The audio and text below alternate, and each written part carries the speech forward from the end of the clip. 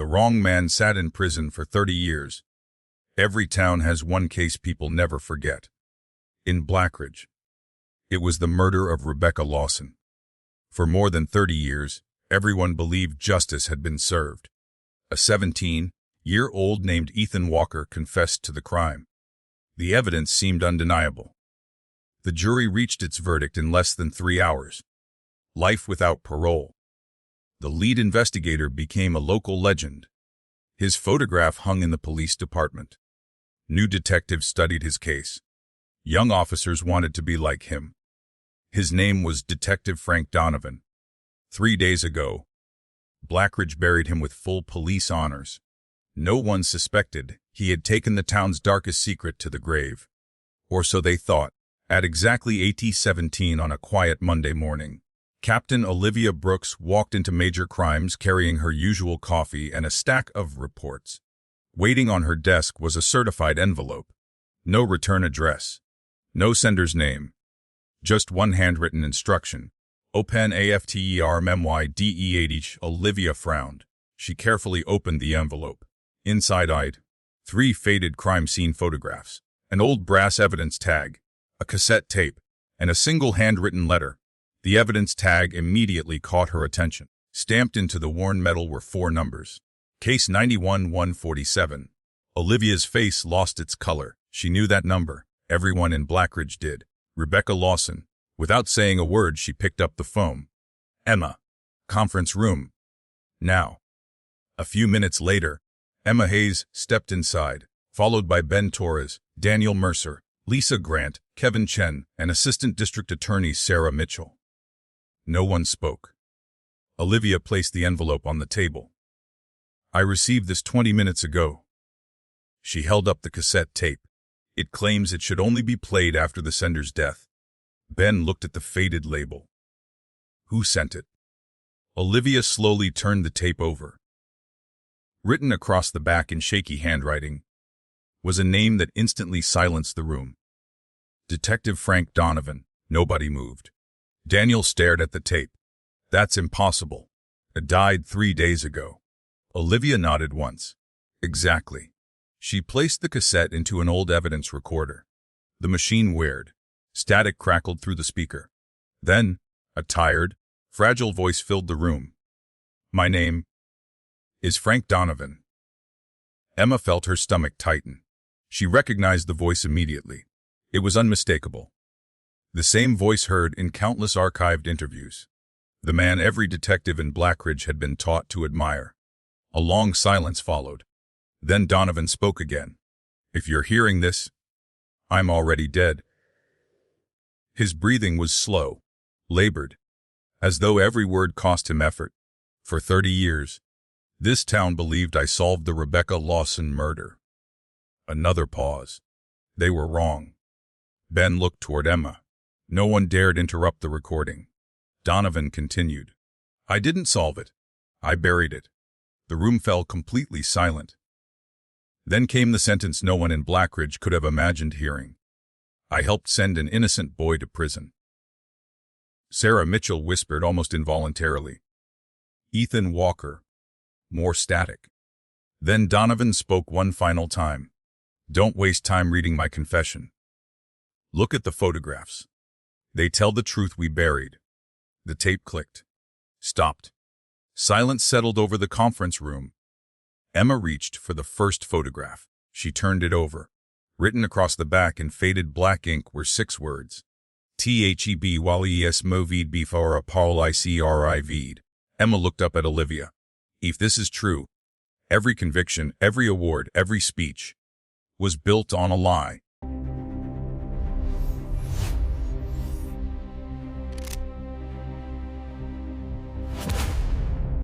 The conference room remained silent long after the cassette player clicked to a stop. No one reached for the photographs. No one spoke. The only sound came from the old fluorescent lights humming softly overhead. Emma Hayes kept her eyes on the evidence spread across the table. 3 faded photographs, an aging cassette tape, a handwritten letter, an evidence tag stamped case 91-147. 30 years. 30 years of court records, appeals, documentaries, newspaper articles, and police training lectures, all built around one investigation. If Frank Donovan had been telling the truth, none of it meant anything. Captain Olivia Brooks finally broke the silence. Close the door. Ben Torres pushed it shut. The click of the latch seemed louder than usual. Olivia looked around the room. What you're about to hear stays in this room until we know exactly what we're dealing with. Sarah Mitchell folded her arms. If this tape is authentic, we're looking at more than a wrongful conviction. She looked toward Emma. We're looking at official misconduct. Daniel Mercer nodded. And possibly evidence tampering. Lisa Grant added quietly, maybe worse. No one disagreed. Emma finally picked up the first crime scene photograph. It showed Rebecca Lawson lying beside an old wooden bridge at the edge of Blackridge Creek. Autumn leaves surrounded her. The image itself wasn't surprising. Something else was. She reached for the official case binder Olivia had retrieved from the archives only minutes earlier. The original crime scene photographs had been reproduced inside. Emma laid them side by side. At first glance, they appeared identical. Then, she leaned closer. Ben. He moved beside her. What am I looking for? Emma pointed toward Rebecca's right hand. In Donovan's photograph. It's open.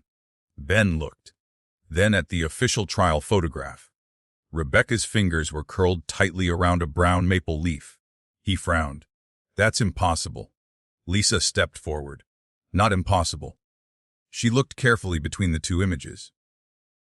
It means someone repositioned her hand. Daniel frowned. Maybe Reger. Dr. Edlin Shaw shook her head almost immediately. No. Everyone turned toward her. If rigor mortis had already set in, forcing the fingers closed would have fractured small joints. She tapped the photograph. The hand was positioned before rigor. Emma looked back at the images. So someone touched the body. Lisa nodded. After death. But before the official crime scene photographs. The room became quiet again. Emma stared at the handwritten message on the back. T builderas movid before pqeravid.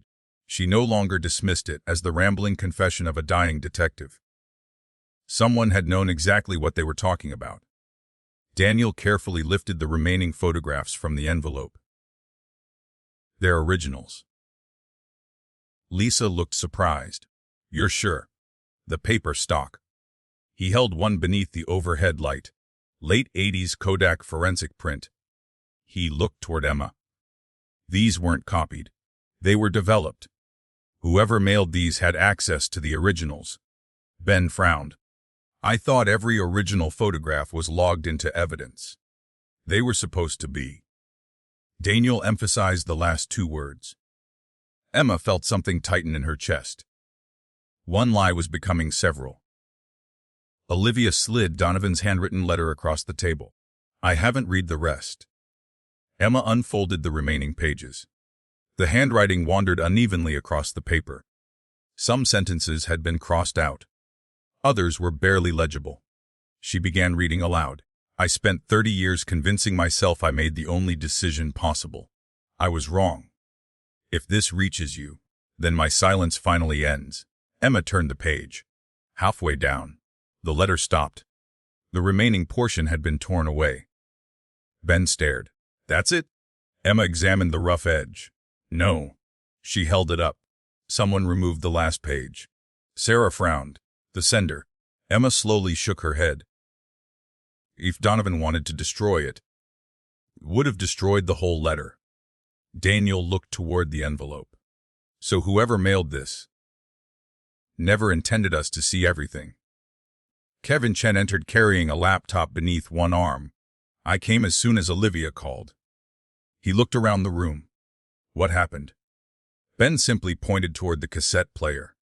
Kevin listened without speaking. When the recording finished, he looked at Emma. Is it genuine? Daniel answered first. I don't know. Kevin nodded. Then that's where I start. He connected the cassette recorder to his workstation. If this tape has been digitally altered, I'll find it. If it hasn't, didn't finish the sentence. He didn't need to. Across town, news crews were setting up outside the courthouse. Today marked exactly 30 years since Ethan Walker's conviction. The local newspaper planned another retrospective. Another reminder of Blackridge's most famous solved murder. Inside Blackridge State Prison, 47-year-old Ethan Walker sat alone in the prison library. Like every Monday morning, he read old history books. He avoided television, avoided newspapers, avoided anniversaries, because anniversaries reminded him of everything he'd lost. He had entered prison as a frightened teenager. He had watched his parents grow old during visiting hours. He had buried them without attending either funeral. He had spent 3 decades saying the same 6 words. I didn't kill Rebecca Lawson. No one believed him. Not anymore. Back at Major Crimes, Emma closed the case binder. We need the original evidence. Lisa nodded. I'll request everything still in storage. Daniel looked skeptical. If it's still there. Sarah added. If this reaches court, chain of custody will matter. So will every missing item. Olivia looked around the table.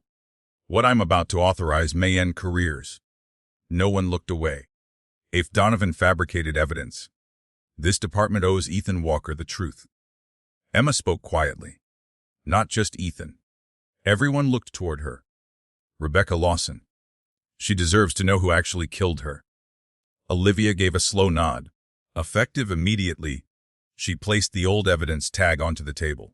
Case 91-147 is officially reopened. For a moment, no one moved.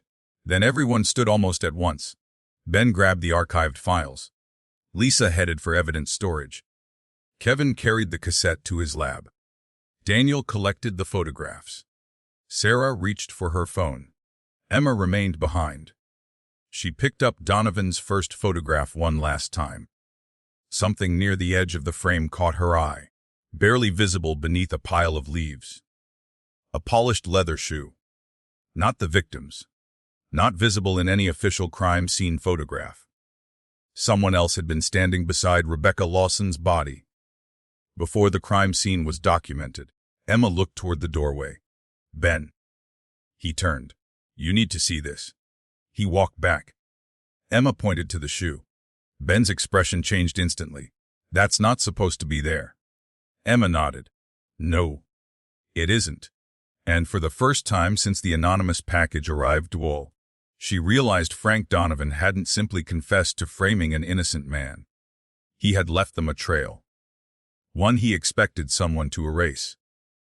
Before they could reach the end of it. By 8:30 the next morning, Major Crimes no longer felt like a normal police department. It felt like a place waiting for an explosion. Captain Olivia Brooks had kept the investigation off the books. For now, only the people inside the conference room knew the Rebecca Lawson case had been reopened.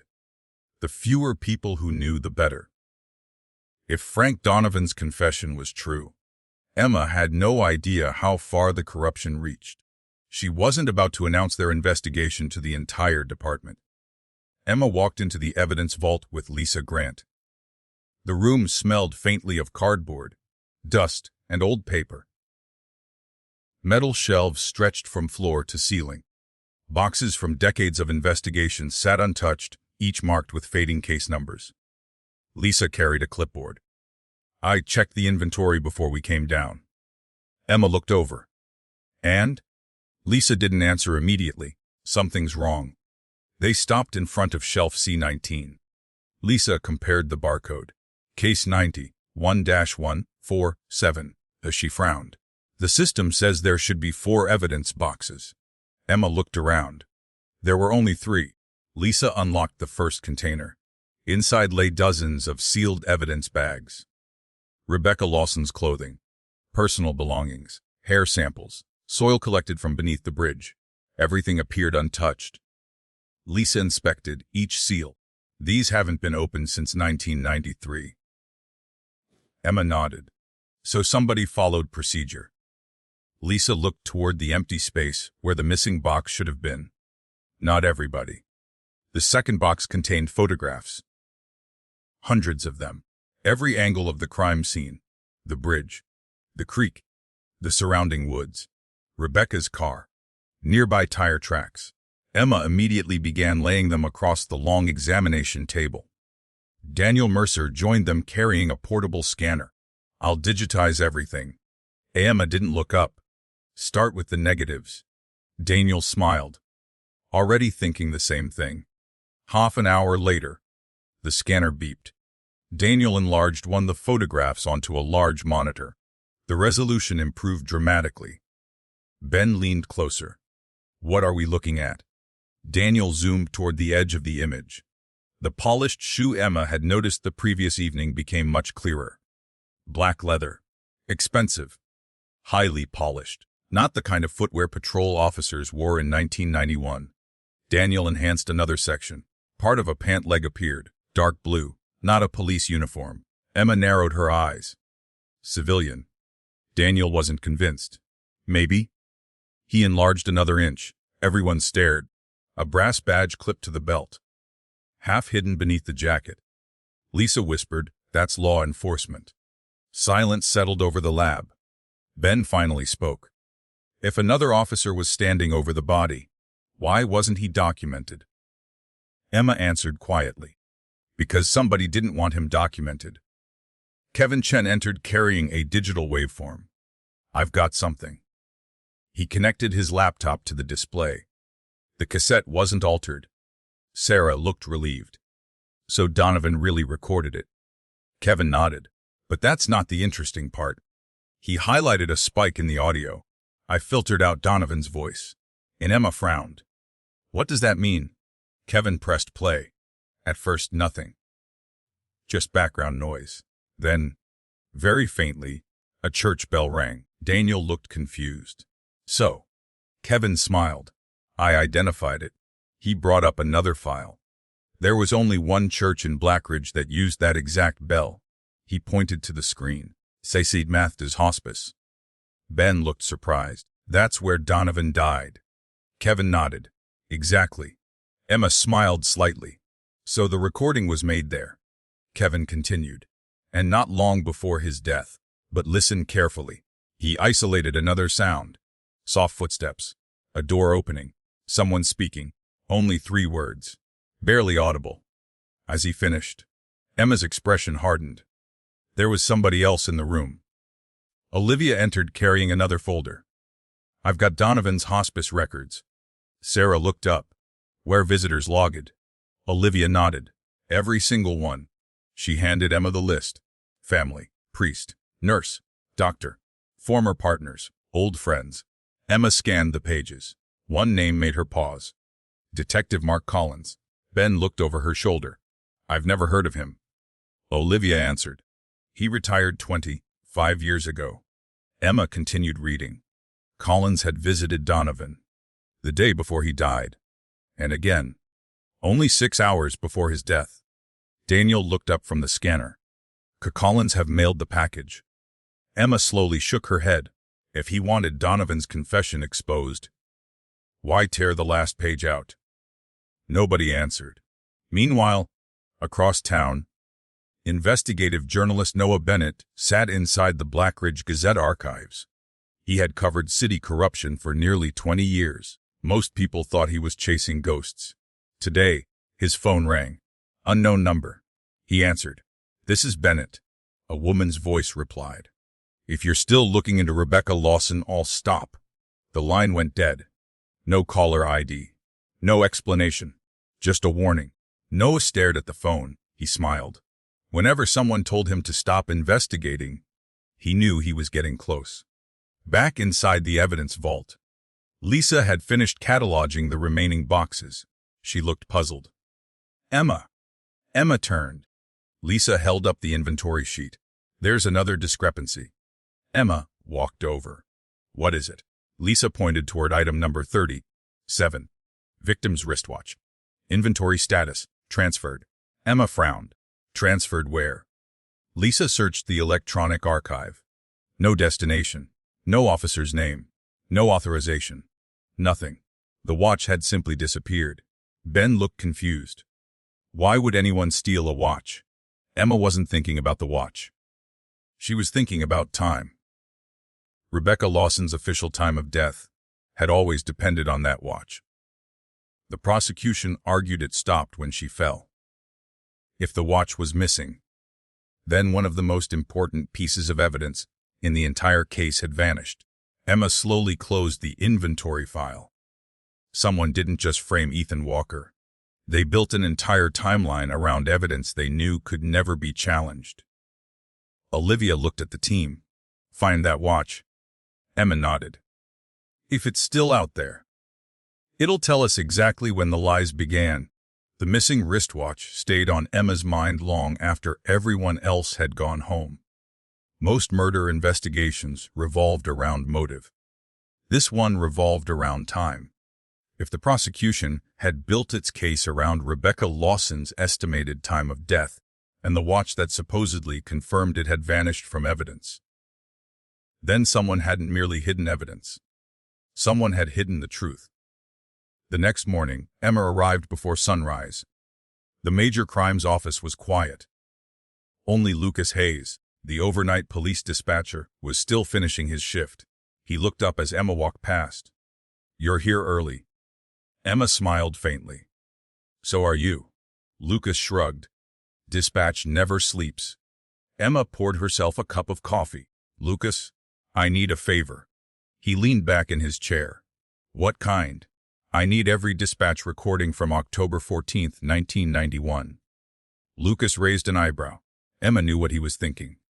Dispatch tapes from 30 years ago. Most departments destroyed them after a few years. Lucas typed a few commands, then stopped. "Huh?" Emma looked over. "What?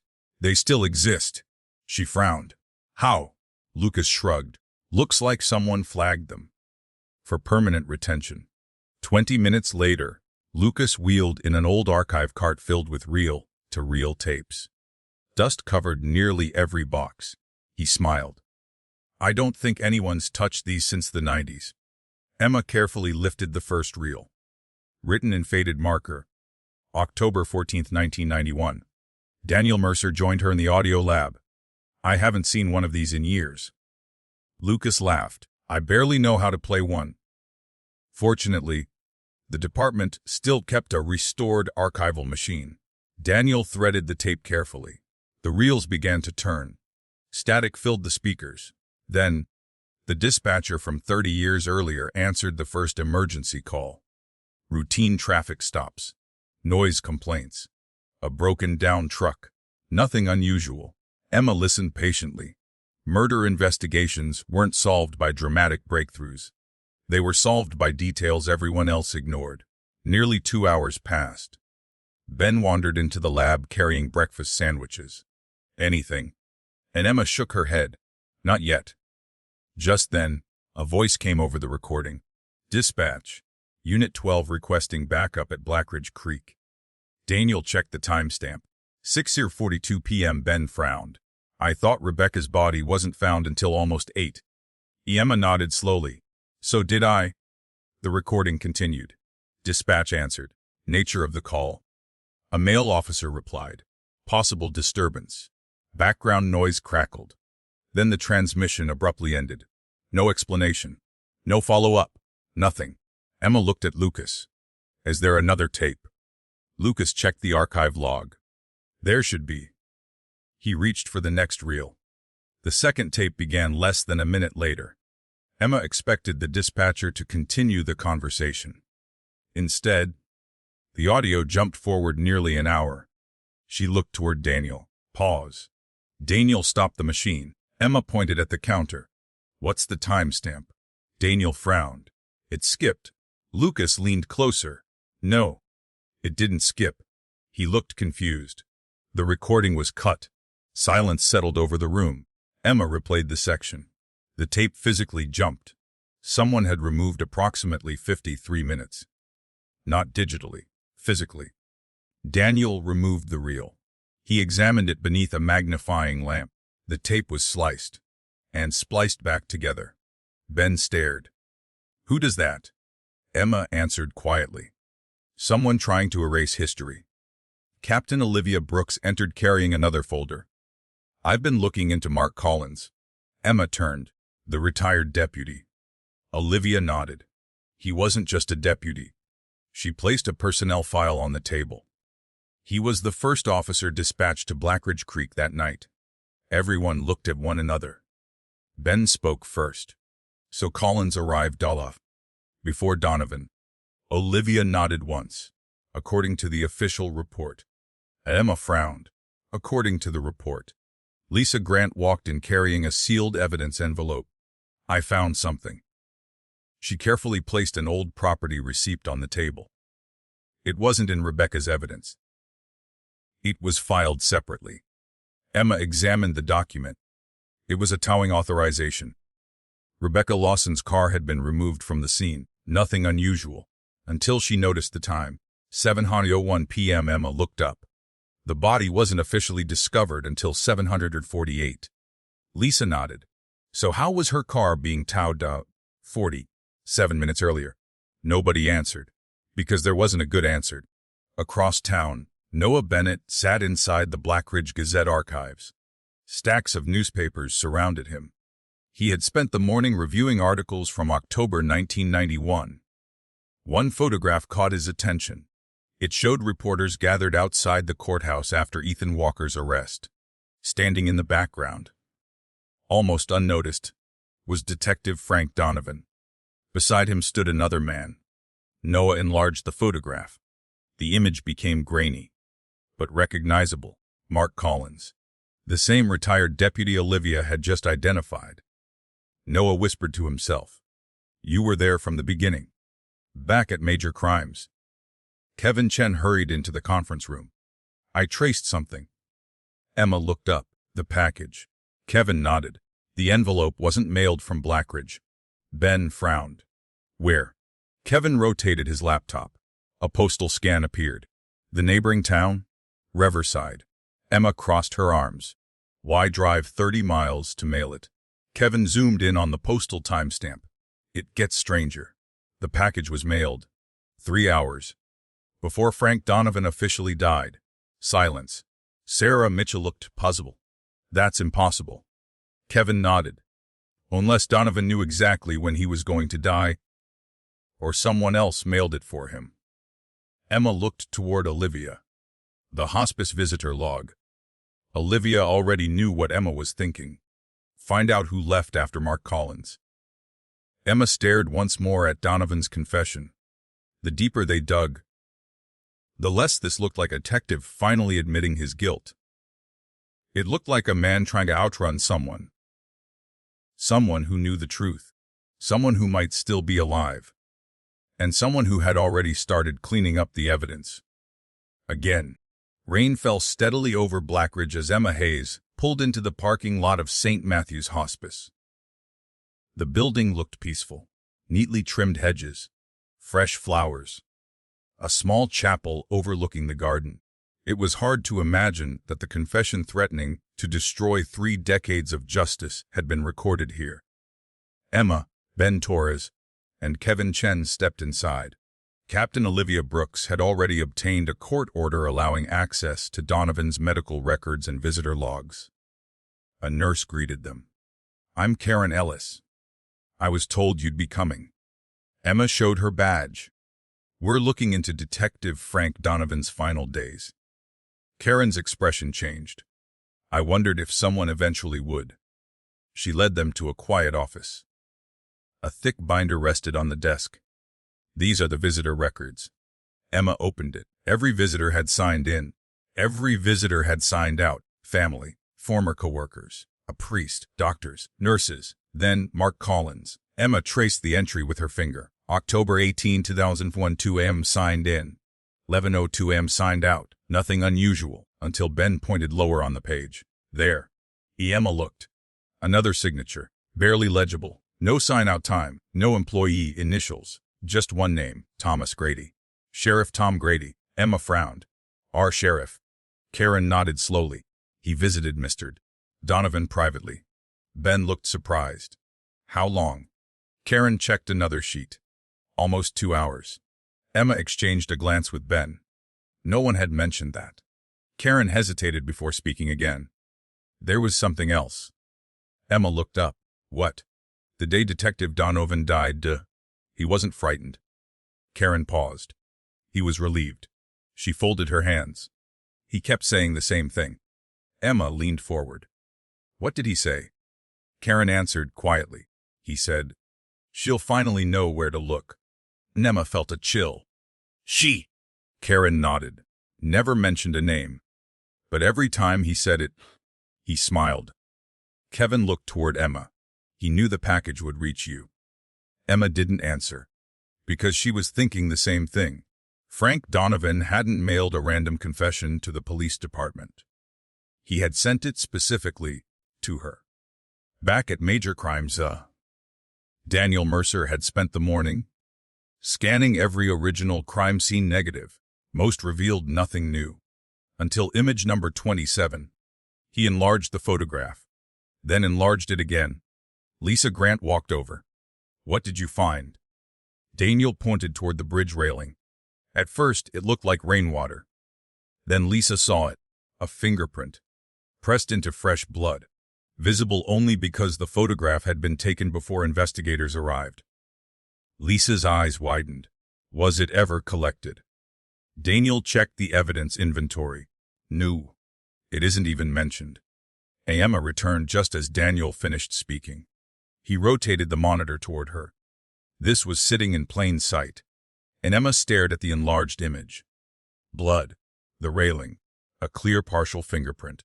If investigators had documented the scene properly, someone should have dusted it immediately. Instead, the report never mentioned it. Ben folded his arms. So either they missed it, or pretended they did. Emma looked at the report. I don't believe Donovan missed anything. Lisa retrieved the original crime scene sketch. Something immediately caught her attention. The measurements. Emma walked over. What about them? Lisa laid the sketch beside the photograph. The body doesn't match. Ben frowned. What do you mean? Lisa measured the distance from the bridge support to the victim. According to the sketch, Rebecca was lying nearly 6 feet farther west. Emma compared both documents. She didn't need a ruler. Lisa was right. The official diagram didn't match the original photograph. Daniel looked up. So not only was the body moved, the crime scene map was redrawn. Emma nodded slowly. Someone rewrote the entire scene.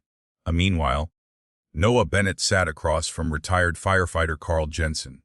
Carl had been one of the first emergency responders at Blackridge Creek 30 years earlier. Noah placed an old newspaper clipping on the table. You were there before the ambulance. Carl nodded. Barely. Noah slid over a photograph. Does anything look wrong? Carl adjusted his glasses. He stared for several seconds, then frowned. That's odd. What? Carl tapped the picture. The police tape. Noah looked confused. What about it? Carl smiled sadly. It wasn't there. Noah blinked. This photograph clearly shows crime scene tape. Carl nodded. I know, but when we arrived, there wasn't any. He looked Noah directly in the eyes. I remember because I almost drove over where they eventually put it. Noah's heartbeat quickened. So this picture, Carl finished the sentence for him, was taken later. At the police department, Kevin Chen burst into Emma's office carrying a folder. I traced the package. Emma looked up. I thought you already tracked the post office. I did, but I traced the envelope itself. Ben frowned. How? Kevin smiled. The stationery. Everyone stared. It came from Matthew's hospice. Emma looked puzzled. So, Kevin placed an invoice on the desk. They only ordered one batch of these envelopes. 200 of them. Lisa skimmed the paperwork. What's important about that? Kevin pointed to the delivery log. The envelopes were kept at the nurse's station. Emma immediately understood. So Donovan never needed someone to bring him an envelope. Kevin nodded. He could have prepared everything himself. Ben crossed his arms. But somebody still had to mail it. Kevin smiled faintly. Exactly. That afternoon, Sheriff Tom Grady walked into Captain Olivia Brooks' office without knocking. He closed the door behind him. "I hear you've reopened Rebecca Lawson." Olivia kept her expression neutral. "We're reviewing new evidence." Grady stepped closer.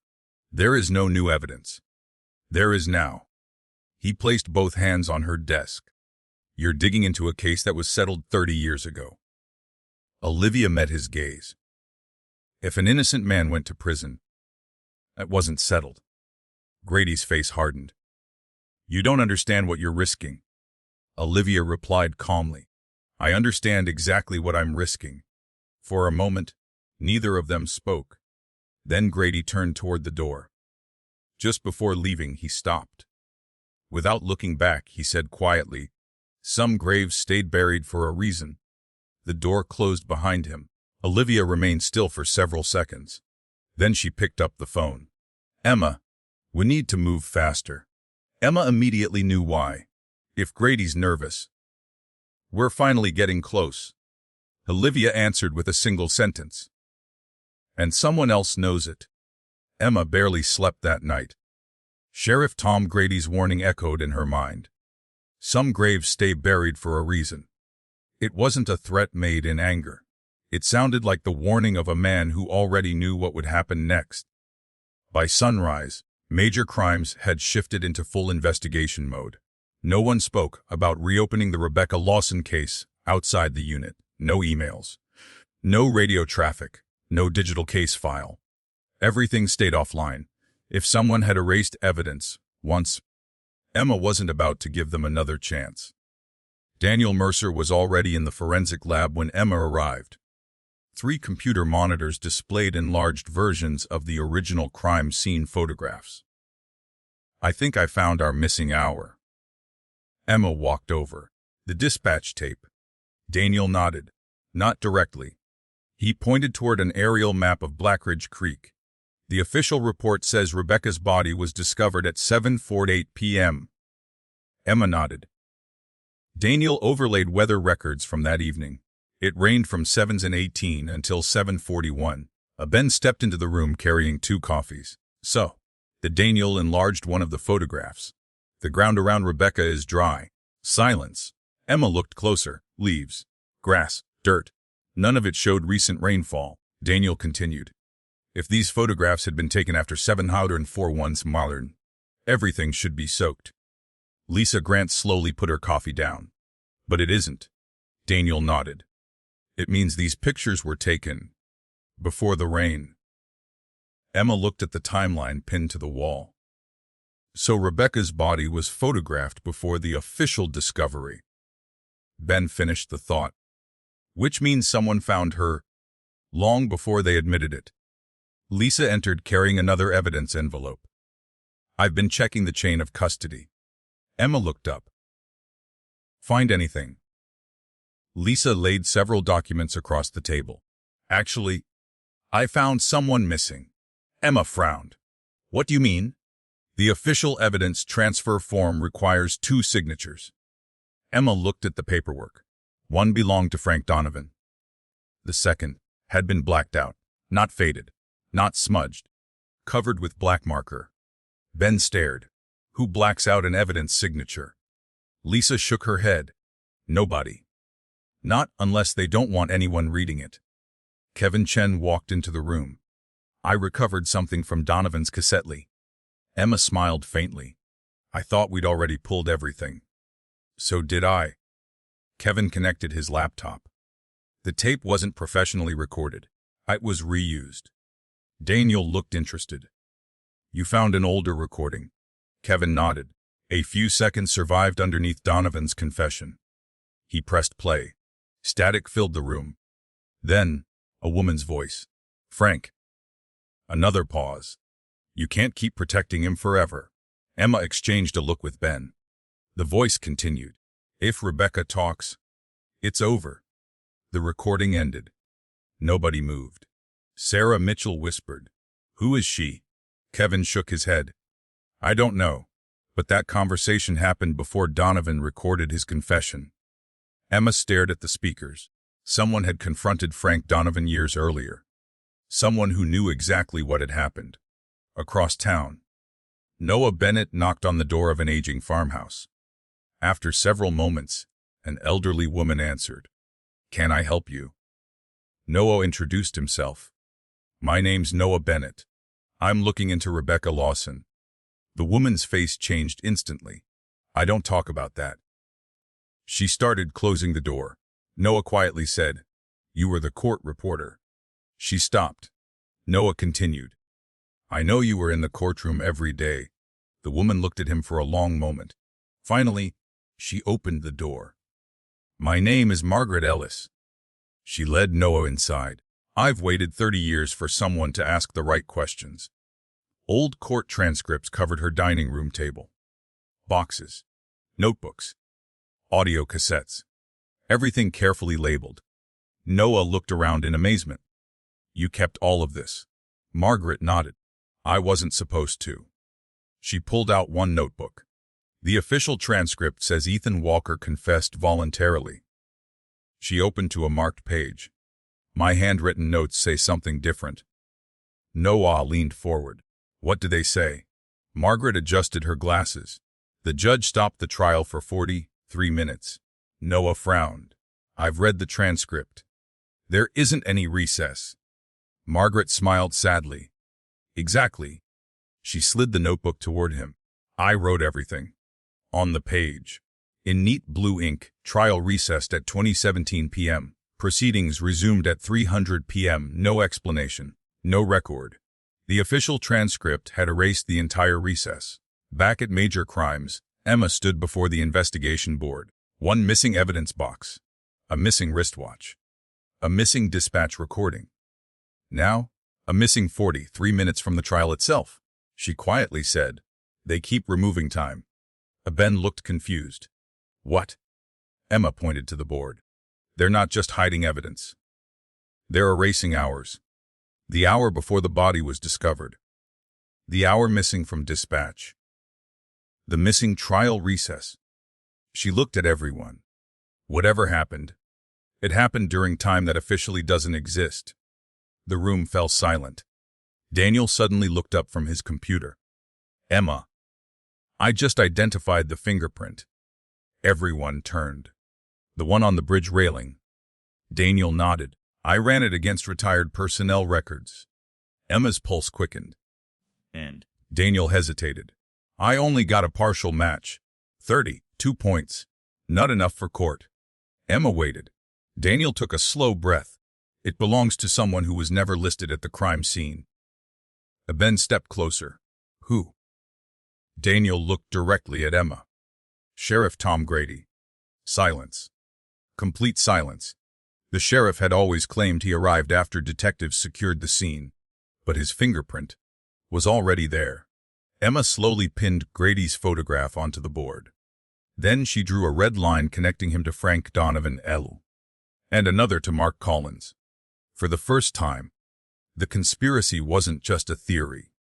It had a shape, it had names, and somewhere inside that missing hour, it had a reason. The investigation board inside Major Crimes had changed completely. 6 days earlier, it had held one name, Ethan Walker. Now it held dozens. Photographs, evidence tags, dispatch logs, court records, crime scene diagrams. A growing web of red strings connected people who, until now, had never been questioned. At the center stood 3 faces. Frank Donovan, Mark Collins, Sheriff Tom Grady. Emma stared at them for a long moment. One of them killed Rebecca. She paused. The other 2 made sure no one ever proved it. At 9 that morning, Noah Bennett arrived at Major Crimes, carrying 2 archive boxes. Captain Olivia Brooks had reluctantly agreed to hear him out. Noah placed the boxes on the conference table. "I think I found your missing witness." Ben looked up. There was another witness. Noah nodded. "Not another witness. The witness." Emma frowned. "What do you mean?" Noah pulled out an old newspaper clipping. It featured a small article buried on page 9. The headline read, "Locale T-Ashir Tio Test If Ian Laduo Siam Urdr Klesi." Below it was a photograph of a young woman, Helen Brooks, age 26, high school guidance counselor, expected to testify for the defense. Emma quickly flipped through Ethan Walker's trial records. Helen Brooks wasn't listed anywhere. No testimony. No subpoena. Nothing. It was as if she had never existed. Sarah Mitchell examined the clipping. If she was scheduled to testify, why wasn't she? No handed over another document. A correction printed 3 days later. The correction was only 2 sentences long. Defense witness unavailable due to medical emergency. Emma frowned. What emergency? Noah looked at her. There wasn't one. Within the hour, Emma, Ben, and Noah were driving toward a quiet retirement community, nearly 50 miles outside Blackridge. Helen Brooks had changed her name years earlier after getting married. Now she was Helen Carter, 70 years old, living alone. When she answered the door, she froze the moment she saw Emma's badge. I've been expecting this day. Emma exchanged a glance with Ben. You know why we're here? Helen gave a slow nod. I always knew someone would reopen Rebecca's case. She stepped aside. You'd better come in. Her living room was filled with books, family photographs. A grandfather clock ticked softly in the corner. Helen sat slowly in an old armchair. For several moments, no one spoke. Finally, Emma asked, You were supposed to testify. Helen closed her eyes. Yes. What were you going to tell the jury? Helen's hands trembled slightly. I saw Rebecca the night she died. Ben leaned forward. What time? Helen answered without hesitation. A little after 7. Emma's heart skipped. The official report says she was already dead. Helen looked directly at her. Then the official report is wrong. Silence filled the room. Emma didn't interrupt. Helen continued. Rebecca stopped by my house. She was terrified. She said she'd uncovered something inside the county records office. What kind of something? Helen looked toward the window. Land deeds. Forged signatures. Properties being stolen from elderly residents. Emma immediately thought of Harold Pierce, the wealthy developer. So Rebecca planned to expose it. Helen nodded. The next morning, Ben asked quietly, Did she tell you who was involved? Helen hesitated, then whispered, She mentioned a sheriff's deputy. Emma and Ben looked at one another. Mark Collins. Emma reached for her notebook. What happened after Rebecca left? Helen's expression darkened. A black sedan pulled into my street. I recognized the driver. Ooh. Helen swallowed. Frank Donovan. Emma blinked. You're sure? I'll never forget his face. Helen took a shaky breath. He wasn't alone. Ben leaned forward. Who was with him? Helen stared at the floor. I didn't know his name then, but I do now. She pointed toward a newspaper lying on the coffee table. The front page featured Sheriff Tom Grady speaking at a charity event. Helen tapped his photograph. Him. The room went completely still. Emma finally spoke. You're saying Donovan and Grady were together before Rebecca died? Helen nodded. I watched them drive after Rebecca. Ben quietly asked, Why didn't you tell the police? Helen laughed bitterly. I tried. She stood and walked to a small wooden cabinet. From inside, she removed a faded envelope. Still sealed. My original statement. Emma carefully opened it. The paper was brittle with age. Across the top, statement received October 15, 1991, below, a large red stamp. NOUTKRDBLE, no explanation. No investigators, notes. Nothing, just 2 words that had erased her from the case. Emma looked at the signature approving the dismissal. Frank Donovan back at Major Crimes. Daniel Mercer had been reconstructing the crime scene using modern software. Every measurement, every photograph, every report, piece by piece. Something wasn't fitting. Lisa walked in carrying coffee. You've been staring at that screen for an hour. Daniel didn't answer. Instead, he rotated the monitor. A 3-dimensional model of Blackridge Creek appeared. Rebecca's body, the bridge, the creek bank. Daniel pointed toward the victim's position. If the official report is correct, the killer couldn't have left this way. Lisa frowned. Why not? Daniel highlighted the muddy creek bank. Because of the rain, the ground would have collapsed. There'd be footprints everywhere. Lisa looked closer. There aren't. Daniel nodded. So I tested another route. He clicked a button. A second path appeared. It led behind an abandoned maintenance shed, straight to a gravel service road. Lisa whispered, no footprints. No mud. Daniel nodded. And there's something else. He zoomed in, an old utility gate. Officially, it wasn't built until 1994. Daniel smiled slightly. Except, he held up an engineering blueprint. It was. The gate had existed 3 years before the murder. It simply hadn't appeared on any official map. Someone had removed it from the investigation. Emma returned just as Daniel finished explaining. He looked at her. The killer didn't escape through the woods. He drove away. Emma studied the reconstructed route. And nobody searched that road. Daniel shook his head. Because, officially, it didn't exist. Emma slowly looked toward the investigation board. First, they erased evidence. Then, they erased time. Now, they had erased an entire road. She stepped back. They didn't cover up one mistake. They built an entirely different version of reality. Just then, Lucas Hayes rushed into the room holding a fax. It just came in from the state archives. Emma took it. It was a copy of a maintenance log for the old utility gate.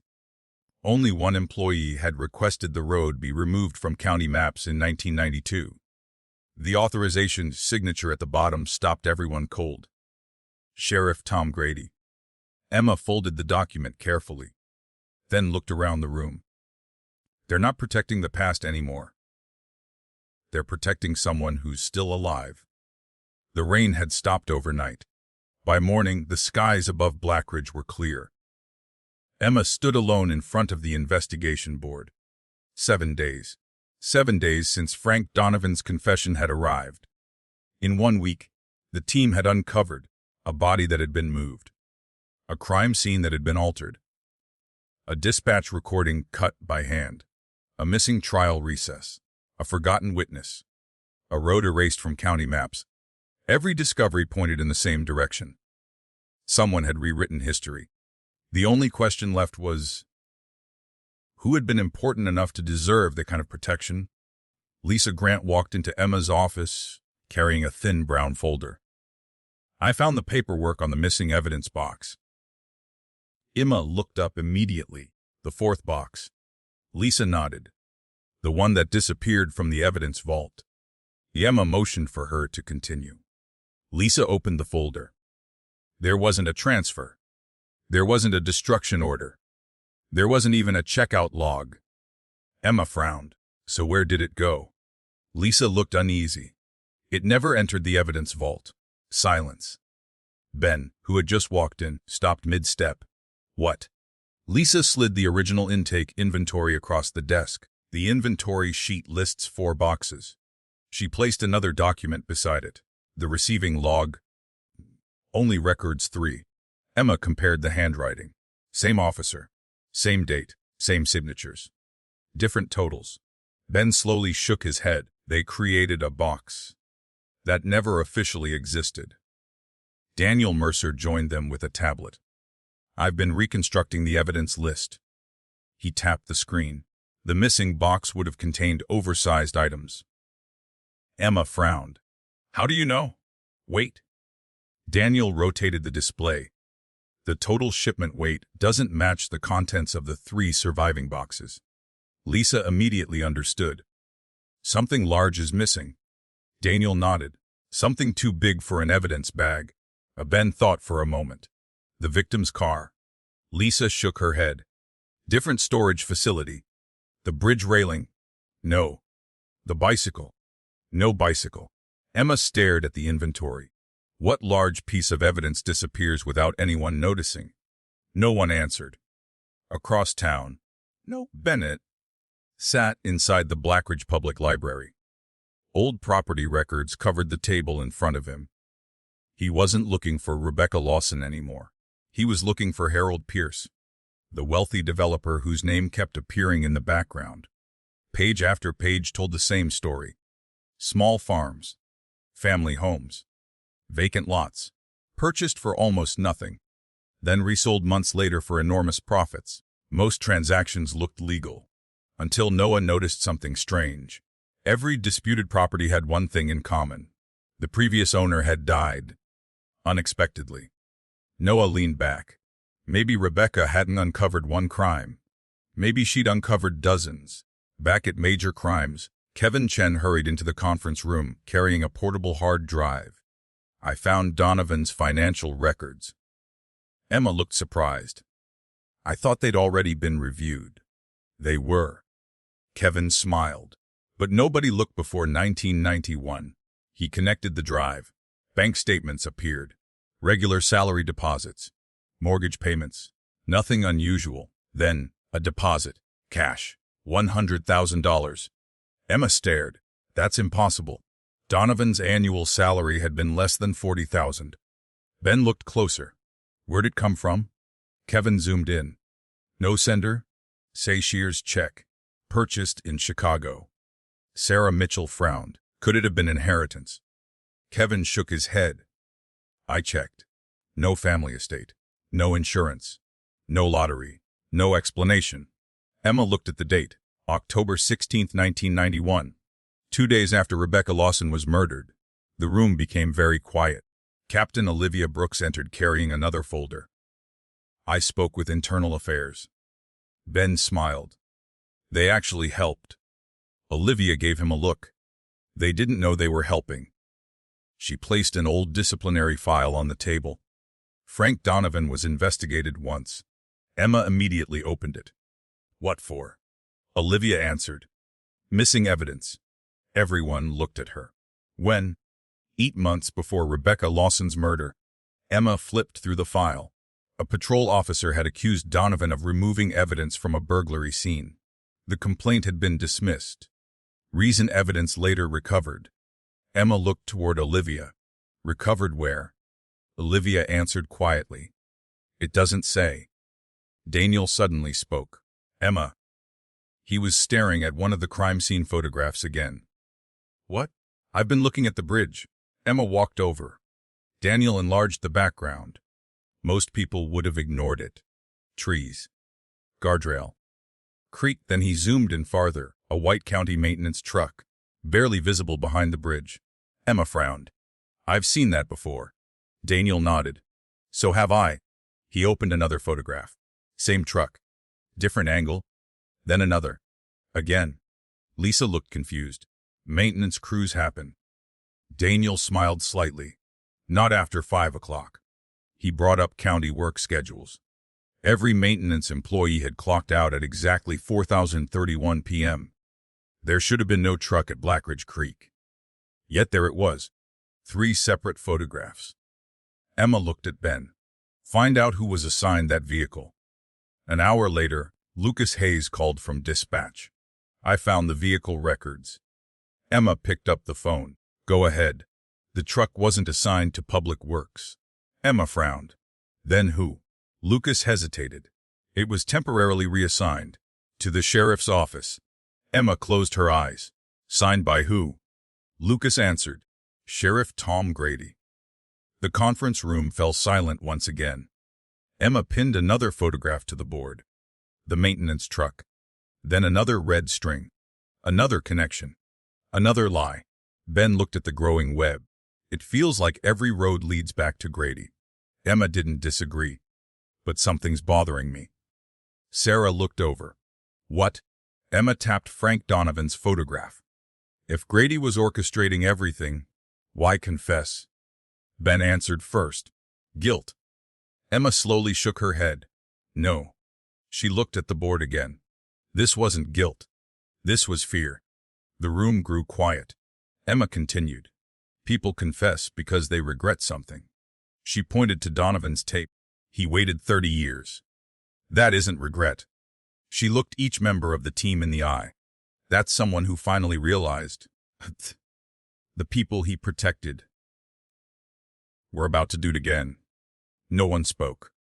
Because for the first time, the investigation wasn't just about what happened in 1991. It was about something happening now. Just then, Kevin's computer chimed. A security alert flashed across his monitor. Unit T is easy DACC DMTT. Target case 91 to 107 archive. Time 38 seconds ago. Emma's expression hardened. They know we're inside the case. Kevin looked up from the screen. And whoever it is still inside the department. Kevin Chen didn't take his eyes off the monitor. The alert remained on the screen. Target case 91 to 147 archive access denied user authentication failed. Emma stepped beside him. Can you tell who it was? Kevin shook his head. Not yet. He pulled up the server logs. Whoever tried to get in knew exactly where the archive case was stored. Ben crossed his arms. So this wasn't someone clicking around. Kevin nodded. No. They went straight for Rebecca Lawson's file. Captain Olivia Brooks entered the cyber lab. What happened? Kevin turned the monitor toward her. Somebody inside the department just tried to access the old case. Olivia frowned. I thought the archive was offline. It was. Kevin enlarged another screen. They didn't try using the normal records system. They came in through an administrator account. Emma looked up. Woos. Kevin didn't answer immediately. He ran another query, then another. Finally, he looked back at Emma. The credentials belong to someone who's been retired for 8 years. Silence. Ben frowned. That's impossible. Kevin nodded. The account should have been disabled. Lucas Hayes walked into the room carrying a stack of IT records. I heard Kevin needed old user logs. Kevin quickly searched the files. There. He pointed at one line. The retired account had logged in twice during the past month. Both logins occurred late at night. Both originated inside Blackridge Police Headquarters. Emma slowly exhaled. So someone kept account alive. Kevin nodded. And they've been using it for years. Sarah Mitchell arrived moments later. I just got off the phone with the Attorney General's office. Emma looked over. They're interested. Sarah laughed softly. They're terrified. She placed her notebook on the table. They asked one question. What was it? Sarah looked around the room. Whether anyone outside this unit knows the case has been reopened. Olivia answered immediately. No. Sarah nodded. Good. She hesitated. They told me not to trust anyone until we know how deep this goes. Emma looked toward the investigation board. Every new discovery pointed back to law enforcement. She hated where the evidence was taking them, because every answer reduced the number of people she could trust. Lisa Grant returned from evidence storage carrying a long cardboard tube. I think I found something connected to the missing box. Emma looked surprised. What is it? Lisa carefully removed several rolled blueprints, bridge construction drawings, original engineering plans from 1987. Daniel joined them. Why would these be in evidence? Lisa unrolled the largest sheet across the conference table. The old bridge, the creek, maintenance access, drainage tunnels. Then Daniel stopped. Wait. He pointed toward the lower corner. This isn't on any current map. Emma leaned closer. A narrow concrete service tunnel ran beneath the eastern side of the bridge, large enough for one person to crawl through. The tunnel's entrance was hidden behind thick brush. Ben looked confused. So, Daniel traced the line with his finger. It comes out behind the maintenance shed. Emma felt a chill. The same maintenance shed. Daniel nodded. The one connected to the erased service road. Within the hour, Emma, Ben, Lisa, and Maya Torres drove to Blackridge Creek. The bridge looked almost unchanged from the photographs taken 30 years earlier. Traffic rumbled overhead. The creek flowed quietly beneath. Maya secured the perimeter while Lisa compared the blueprints with the terrain. There. She pointed toward an overgrown embankment. Most of the entrance had collapsed. Only a narrow opening remained visible beneath vines and fallen branches. Ben shined his flashlight inside. It's bigger than I expected. Emma crouched beside him. Cold air drifted from the darkness. The tunnel smelled of damp concrete and earth. Lisa looked at Emma. If the killer knew about this, could have disappeared without anyone seeing him. Emma nodded. Let's find out. The tunnel stretched nearly 70 feet beneath the bridge. Water dripped steadily from the ceiling. Old electrical conduits lined one wall. The farther they walked, the quieter the outside world became. Ben's flashlight swept across the floor. Footprints. Emma stopped. Fresh. Not 30 years old. Fresh. Someone had been here recently. Maya knelt beside them. Hiking boots. Less than a week. Emma looked toward the darkness ahead. We're not the first people to come back. The tunnel opened into a small maintenance chamber.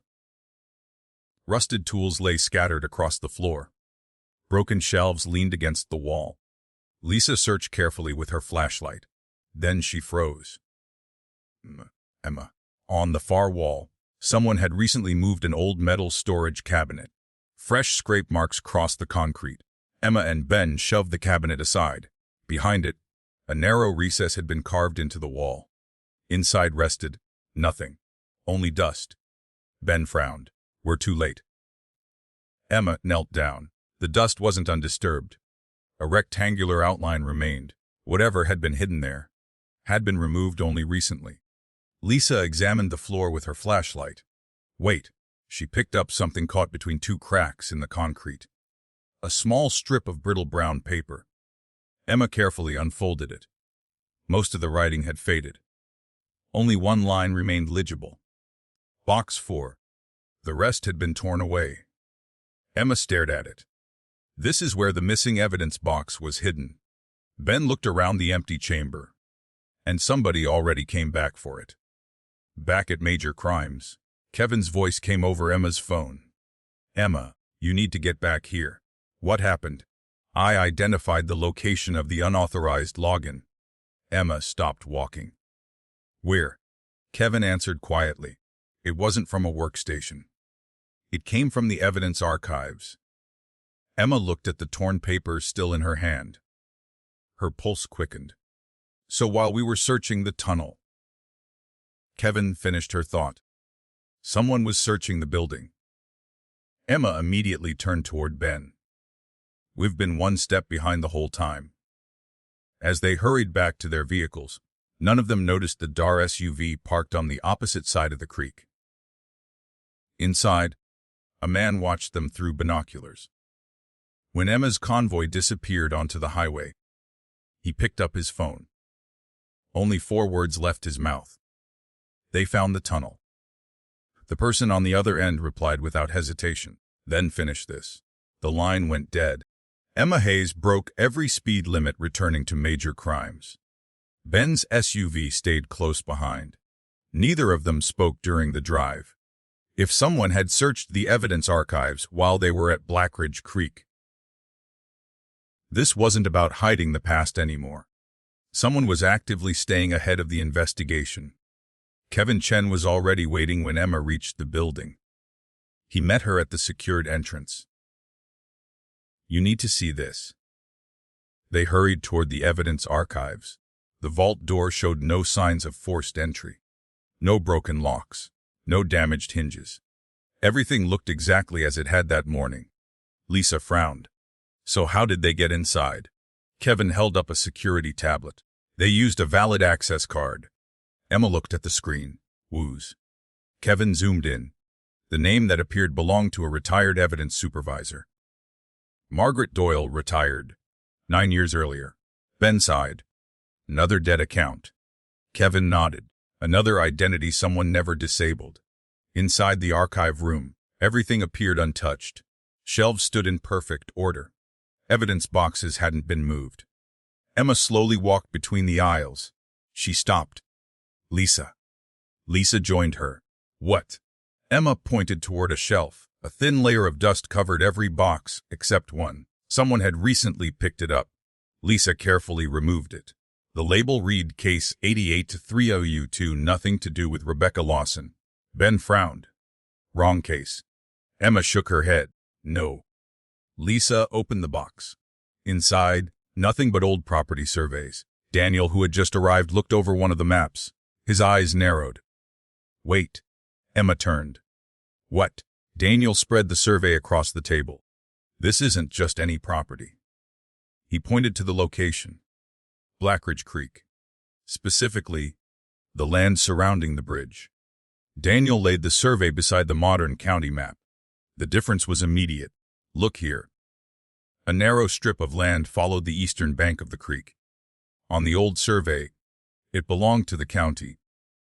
On the current map, it belonged to Pierce Development Corporation. Emma stared at the documents. When did that change? Daniel checked the deed. 6 weeks after Rebecca Lawson was murdered. Sarah Mitchell looked up from across the room. "Who approved the transfer?" Daniel flipped to the final page. His expression hardened. "The County Land Review Board."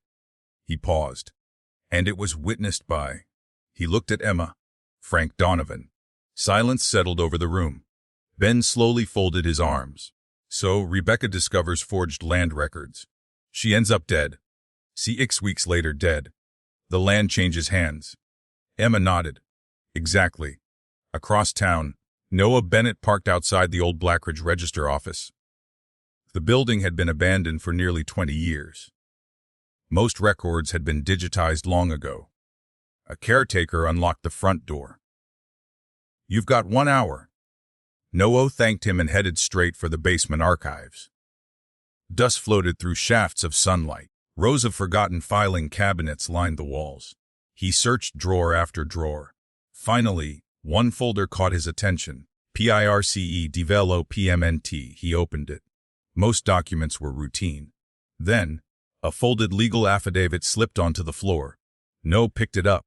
It wasn't signed. It wasn't filed.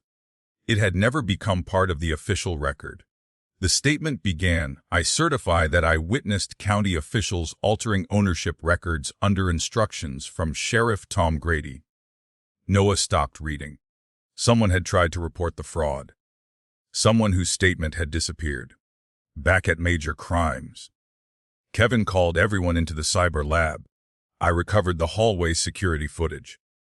Emma looked surprised. "I thought the archive cameras were offline." "They were." Kevin smiled faintly. But the hallway camera wasn't. He pressed play. The footage showed the archive corridor earlier that afternoon. At 2:14 p.m., a man wearing a maintenance uniform entered the hallway pushing a utility cart. He kept his head down. A baseball cap covered most of his face. Ben frowned. "I've never seen him." Kevin advanced the video. The man stopped outside the evidence vault. Instead of using keys, he tapped an access card. The door opened. He disappeared inside. 7 minutes later, he walked out. The utility cart looked heavier. Emma paused the video. "Zoom in." Kevin enlarged the cart.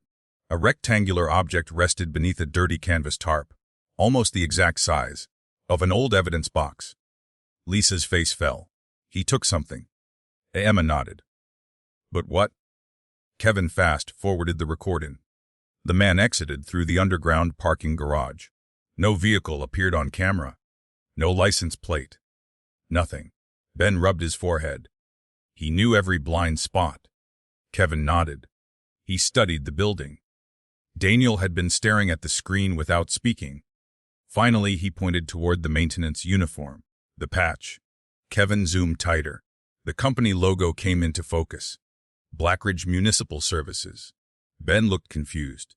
"So," Daniel opened another file. "The county stopped using that company 28 years ago."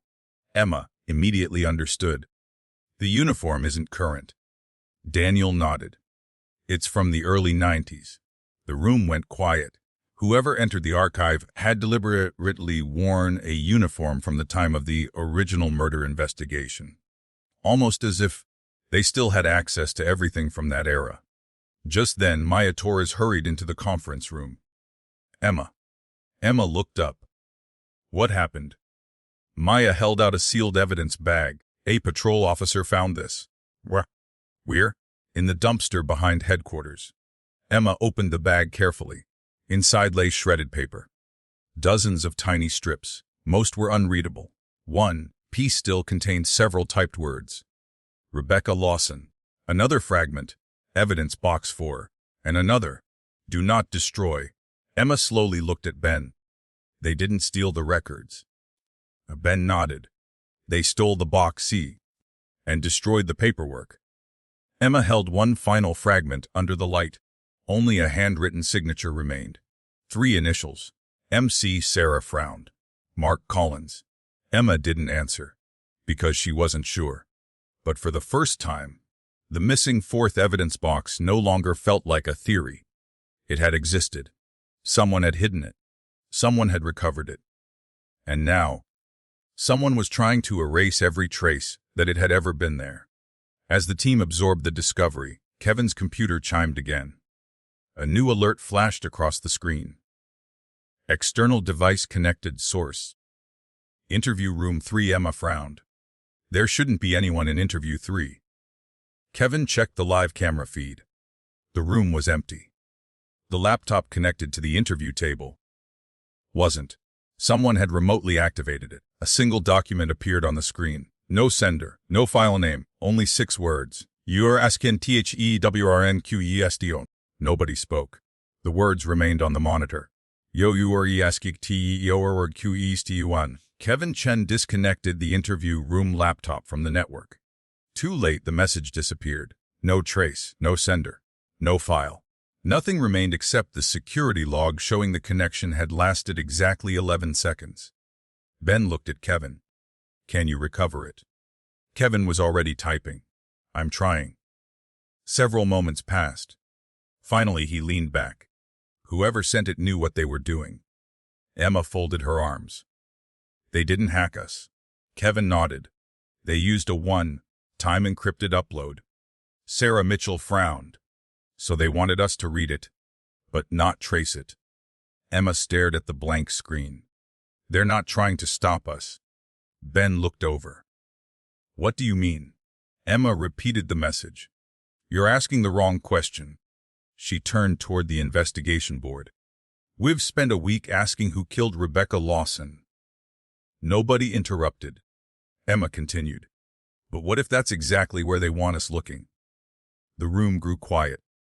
Daniel Mercer slowly walked toward the board. He looked at every photograph, every document, every timeline. Then he stopped beside Rebecca Lawson's picture. Emma. I think you're right. He removed Rebecca's photograph from the center of the board. Ben looked surprised. What are you doing? Daniel placed another photograph in its place. Frank Donovan. The room fell silent. Daniel looked around. Everything begins with him. The confession. The missing evidence. The altered reports. The erased timeline.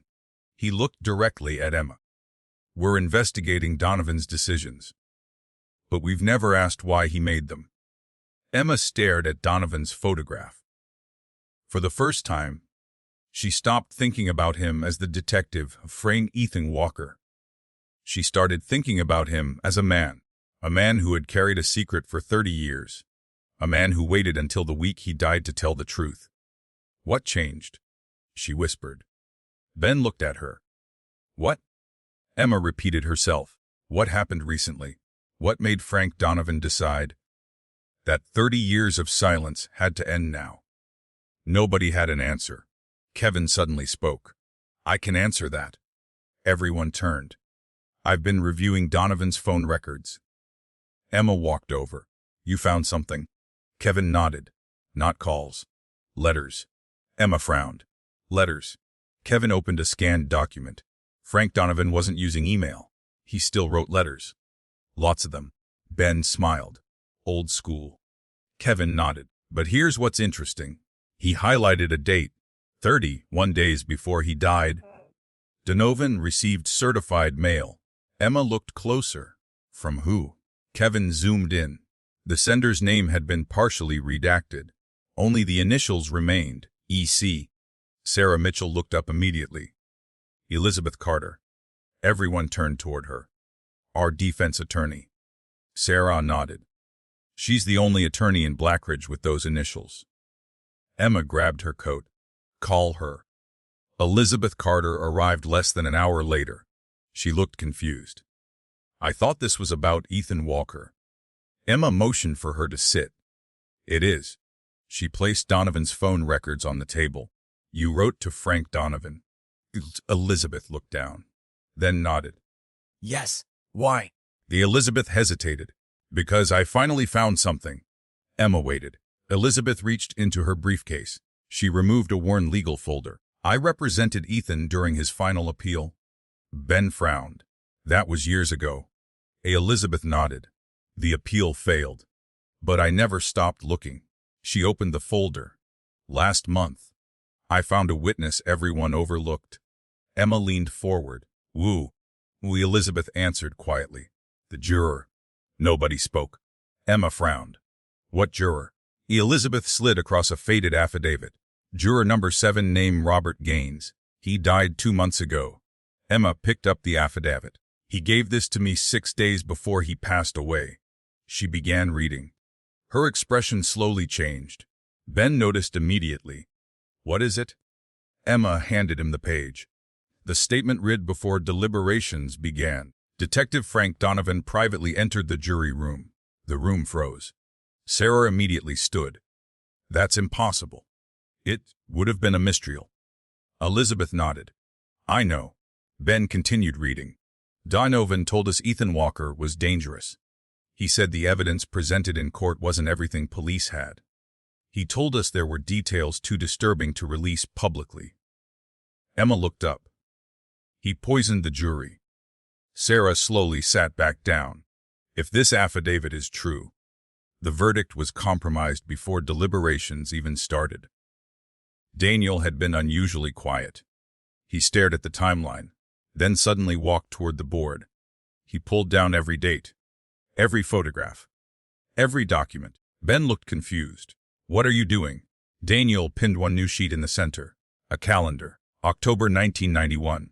He circled one date. October 15th. The day after Rebecca died. Emma frowned.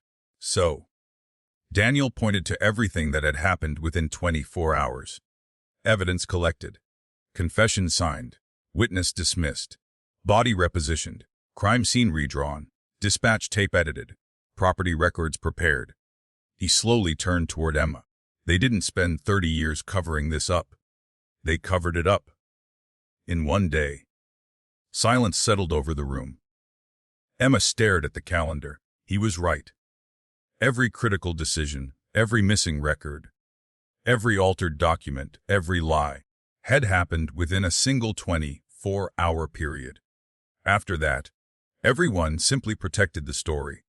Just then, Lucas Hayes rushed into the conference room carrying an old personnel file. I found something in human resources. Emma looked up. What is it? Lucas placed the file on the table. Frank Donovan requested emergency leave. Ben frowned. When? Lucas pointed to the date. October 16, 1991. The day after the murder. For how long? Lucas swallowed. 3 days. Emma looked puzzled. I thought he was celebrated for solving the case. Lucas nodded. Officially. It was. Emma opened the leave request. Only one sentence explained the absence. Family medical emergency. Nothing more. No details. No hospital. No doctor's name. Just a handwritten approval. Signed by Sheriff Tom Grady. Emma looked at Olivia. Did Donovan really have a family emergency? Olivia shook her head. I checked. His wife was home. His daughter was in college. No hospital admissions. No emergency calls. Ben slowly looked at Emma. So where did Donovan go? Emma closed the file. I don't know. She looked once more at the message Kevin had recovered. Yo Yuriaska and Shdanmaramsh Kuistion. Then she looked at the calendar. Maybe they had been asking the wrong question. Not who killed Rebecca Lawson. Not who framed Ethan Walker. The real question was becoming something far more dangerous. Where did Frank Donovan disappear to during the 3 days after the murder? Because Emma was beginning to suspect. The answer wasn't in Blackridge. It was somewhere nobody had thought to look. Emma stood in front of the investigation board long after everyone else had stopped talking. 3 days. Frank Donovan had vanished for 3 days, immediately after Rebecca Lawson's murder. The official record simply called it a family emergency. But there had been no emergency. No hospital. No travel request. No payroll adjustment. Nothing. It was as if Frank Donovan had disappeared from the face of the earth. Emma looked at Ben. "We're done treating this like a murder investigation." Ben nodded. "What is it now?" And Emma pinned Donovan's leave request in the center of the board. "It's a missing persons case." Captain Olivia Brooks looked around the conference room. "I want every movement Donovan made reconstructed." She looked at the team one by one. "Daniel, find out where his department vehicle went." Daniel nodded. "On it. Kevin, credit cards, bank records, phone records." Kevin was already typing. "I'll build a timeline." "Lisa, I want every piece of evidence collected on October 15th. Lisa gathered her notes. "I'll compare collection times. Bells. Witnesses. Anybody still alive." Ben grabbed his jacket. "I'll start today." Emma picked up her notebook. "I'm going to Donovan's house." Frank Donovan's widow still lived in the same small brick home on the western edge of Blackridge. The front yard was neat. Fresh flowers rested beneath the porch window. Someone still cared for the place. Emma rang the bell. After a few moments, an elderly woman opened the door. "You must be Detective Hayes." Emma was surprised. "You know who I am." The woman smiled sadly. "Frank said you'd come eventually." Her name was Margaret Donovan. She invited Emma inside. The living room hadn't changed in decades. Police commendations lined one wall. Family photographs covered another. In every picture, Frank Donovan smiled. Not once did he resemble the haunted voice Emma had heard on the cassette. Margaret poured 2 cups of coffee. "I've been waiting for this conversation." Emma carefully chose her words. "I'm sorry for your loss." Margaret nodded. "So am I."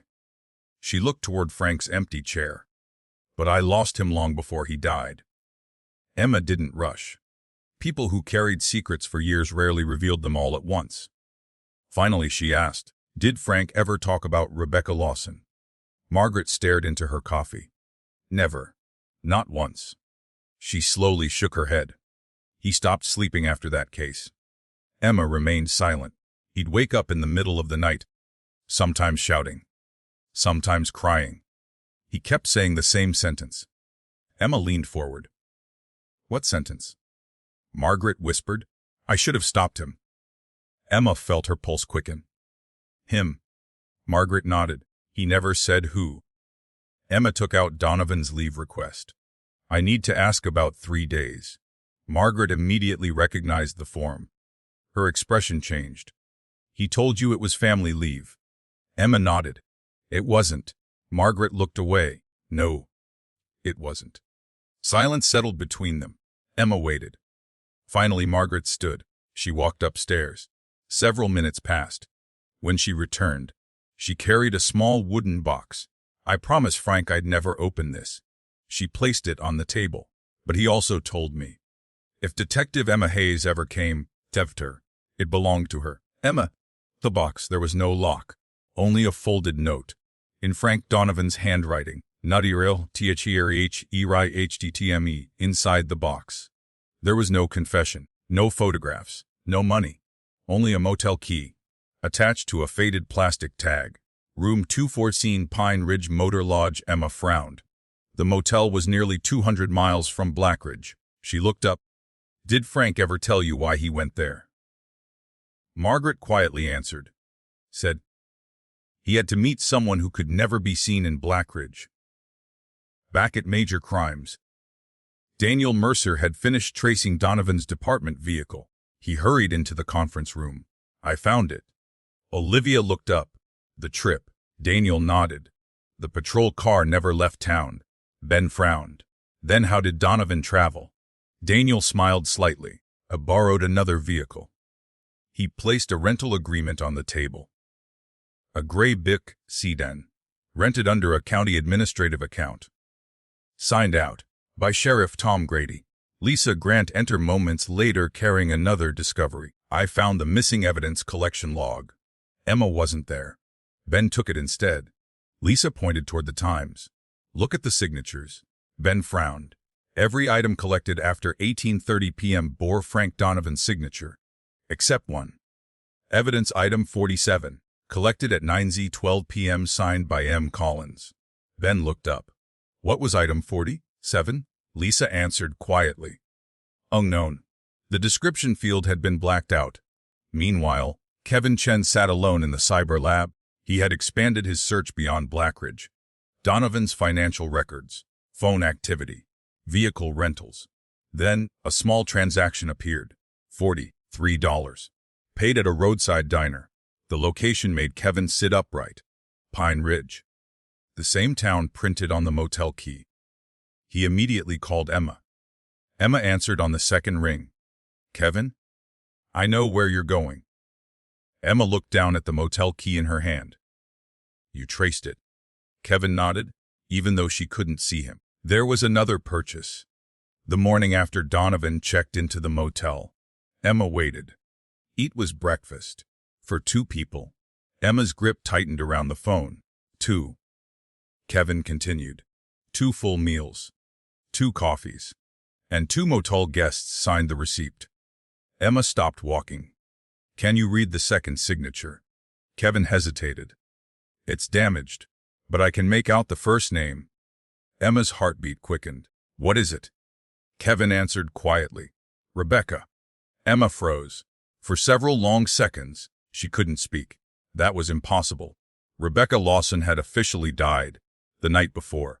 Yet someone named Rebecca had eaten breakfast with Frank Donovan the following morning. Ben's voice came over the speakerphone. Could it be another Rebecca? Emma slowly looked at the motel key. Maybe. Or maybe Rebecca Lawson hadn't died when everyone believed she had. If that was true, then the official timeline wasn't just wrong. It was impossible. And the entire investigation had just changed. The conference room fell silent. Kevin's words echoed through the speaker. The second signature begins with Rebecca. Emma didn't answer immediately. She stared at the motel key resting in her palm. Every instinct she had as a detective warned her against jumping to conclusions. Coincidences happened. Assumptions ruined investigations. She finally spoke. Nobody says another word about this until we verify it. Ben nodded. If that receipt belongs to Rebecca Lawson, Emma finished the thought. Then everything we've believed for 30 years collapses. An hour later, Emma, Ben, and Kevin were driving west toward Pine Ridge. The town sat just over 3 hours from Blackridge, small, quiet, the kind of place travelers passed without remembering. Frank Donovan had driven there the day after Rebecca Lawson's murder. Officially, he was on family leave. Unofficially, he had met someone. The question was, who? The Pine Ridge Motor Lodge looked exactly as it had in old postcards. A faded neon sign. 2 rows of rooms. A tiny office with lace curtains hanging in the windows. The motel should have disappeared decades ago. Instead, time had simply forgotten it. Emma walked inside. An elderly man stood behind the counter reading a newspaper. He looked up over his glasses. Can I help you? Emma showed her badge. I'm Detective Emma Hayes, Blackridge Police. His smile faded. I had a feeling this day would come. Emma and Ben exchanged a glance. You remember Frank Donovan? The man nodded. I remember all the ones who looked guilty before they even checked in. His name was Walter Briggs. He had owned the motel for 41 years. When Emma mentioned room 204, Walter didn't even look at the records. I know exactly who stayed there. Emma leaned forward. Frank Donovan. Walter nodded. He wasn't alone. Ben's pulse quickened. Do you remember the other guest? Walter frowned. A young woman. Dark hair. Very upset. Emma took out a photograph of Rebecca Lawson. Walter studied it carefully. After nearly 30 seconds, he slowly shook his head. No. Emma looked surprised. You're sure? I'm sure. He pointed at the picture. This isn't the woman. Emma felt both relieved and frustrated. So the receipt hadn't proven Rebecca Lawson was alive. But it had proven something else. Frank Donovan had traveled across the state with a frightened young woman, a woman nobody had ever mentioned. Walter walked into a storage room. When he returned, he carried a thick reservation ledger. We didn't use computers back then. He carefully opened the book to October 1991. There, room 214, October 15th. Guest. Frank Donovan's second guest. The name had been crossed out with black ink. Ben looked at Walter. Who crossed it out? Walter frowned. It wasn't me. Emma examined the page. The ink was newer than the rest of the writing. Someone had returned years later and deliberately blacked out the second name. Kevin photographed every page. As he adjusted the lighting, something faint appeared beneath the ink. Indented writing. Not visible to the naked eye. Daniel would have loved this, Emma thought. Kevin smiled. I think I can recover it. Back in Blackridge. Daniel Mercer wasn't sitting still either. He had spent the morning rebuilding the timeline from the original negatives. Something continued bothering him. The shadows. He enlarged every crime scene photograph, Rebecca's body, the bridge, the trees. Then he overlaid astronomical data from October 14, 1991, sunset, moonrise, cloud cover. Finally, he pushed his chair back. No. Lisa looked over. What? Daniel pointed at the monitor. The shadows. Lisa studied the image. They're pointing east. Sue. Daniel looked at her. At 7:48 that night, they should have been pointing west. Lisa stared at him. What does that mean? Daniel answered quietly. The official time of discovery is impossible. He immediately called Emma. She answered on the first ring. What did you find? Daniel didn't waste time. The crime scene photographs were taken almost 2 hours earlier than the report claims. Emma stopped walking through the motel office. Can you prove it? I already have. Emma closed her eyes. 2 hours. Not 20 minutes. Not 45. 2 full hours. That explained the missing dispatch recording. It explained the dry ground. It explained the moved body. It explained the erased timeline. Someone had possessed Rebecca Lawson's body for nearly 2 hours before anyone officially found her. Before Emma could respond, Walter cleared his throat. There's something else. Emma looked at him. I almost forgot. He disappeared into the back office once more. This time he returned carrying an old cardboard box. We kept lost property for years. Most of it was junk. Umbrellas, books, a flashlight. Then Walter lifted out a disposable camera sealed inside a plastic bag. No one ever came back for it. Emma's heartbeat quickened. Where was it found? Room 214. Ben looked at the faded label. Check out date October 16, 1991. Emma carefully held the camera. If this film was never developed, Walter nodded. It hasn't been touched. Silence settled over the room. A disposable camera. Left behind by the unknown woman, potentially holding photographs from the very day after Rebecca Lawson's murder. Ben looked at Emma. This could change everything. Emma nodded. It could. As they prepared to leave, Walter spoke one final time. The young woman. Emma turned. Yes. Walter's expression grew distant. I remember one thing she said. What was it? Walter answered softly. If they find me, they'll kill him too. Emma stood frozen. She didn't know who the woman was. She didn't know why Frank Donovan had hidden her. But she knew one thing. Frank Donovan hadn't spent those 3 missing days running from the truth. He had spent them protecting someone. Emma refused to let anyone touch the disposable camera. She placed it inside an evidence bag herself. 30 years. The film had survived 3 decades without being developed. If they were lucky. The images inside had survived too. The drive back to Blackridge was unusually quiet. Ben kept glancing toward the evidence case resting on the back seat. Think it'll still work? Emma looked through the windshield. I don't know. Film degrades. Ben nodded. But sometimes it doesn't. And Emma smiled faintly. Let's hope this is one of those times. Back at Major Crimes, Daniel Mercer was already waiting. So, Emma handed him the sealed bag. Daniel's eyebrows rose. A disposable camera. From room 214 Voyance. Daniel immediately became serious. I'll process it by hand. Kevin looked up from his workstation. No digital shortcuts. Daniel nodded. If the negatives are damaged, one mistake ruins everything. 3 hours later, the lights inside the forensic lab were dim. Daniel carefully lifted the final strip of developed film from the chemical bath. He held it toward the light. There are pictures. Lisa let out a slow breath. They survived. Daniel smiled. Barely. One by one, the images appeared on the monitor.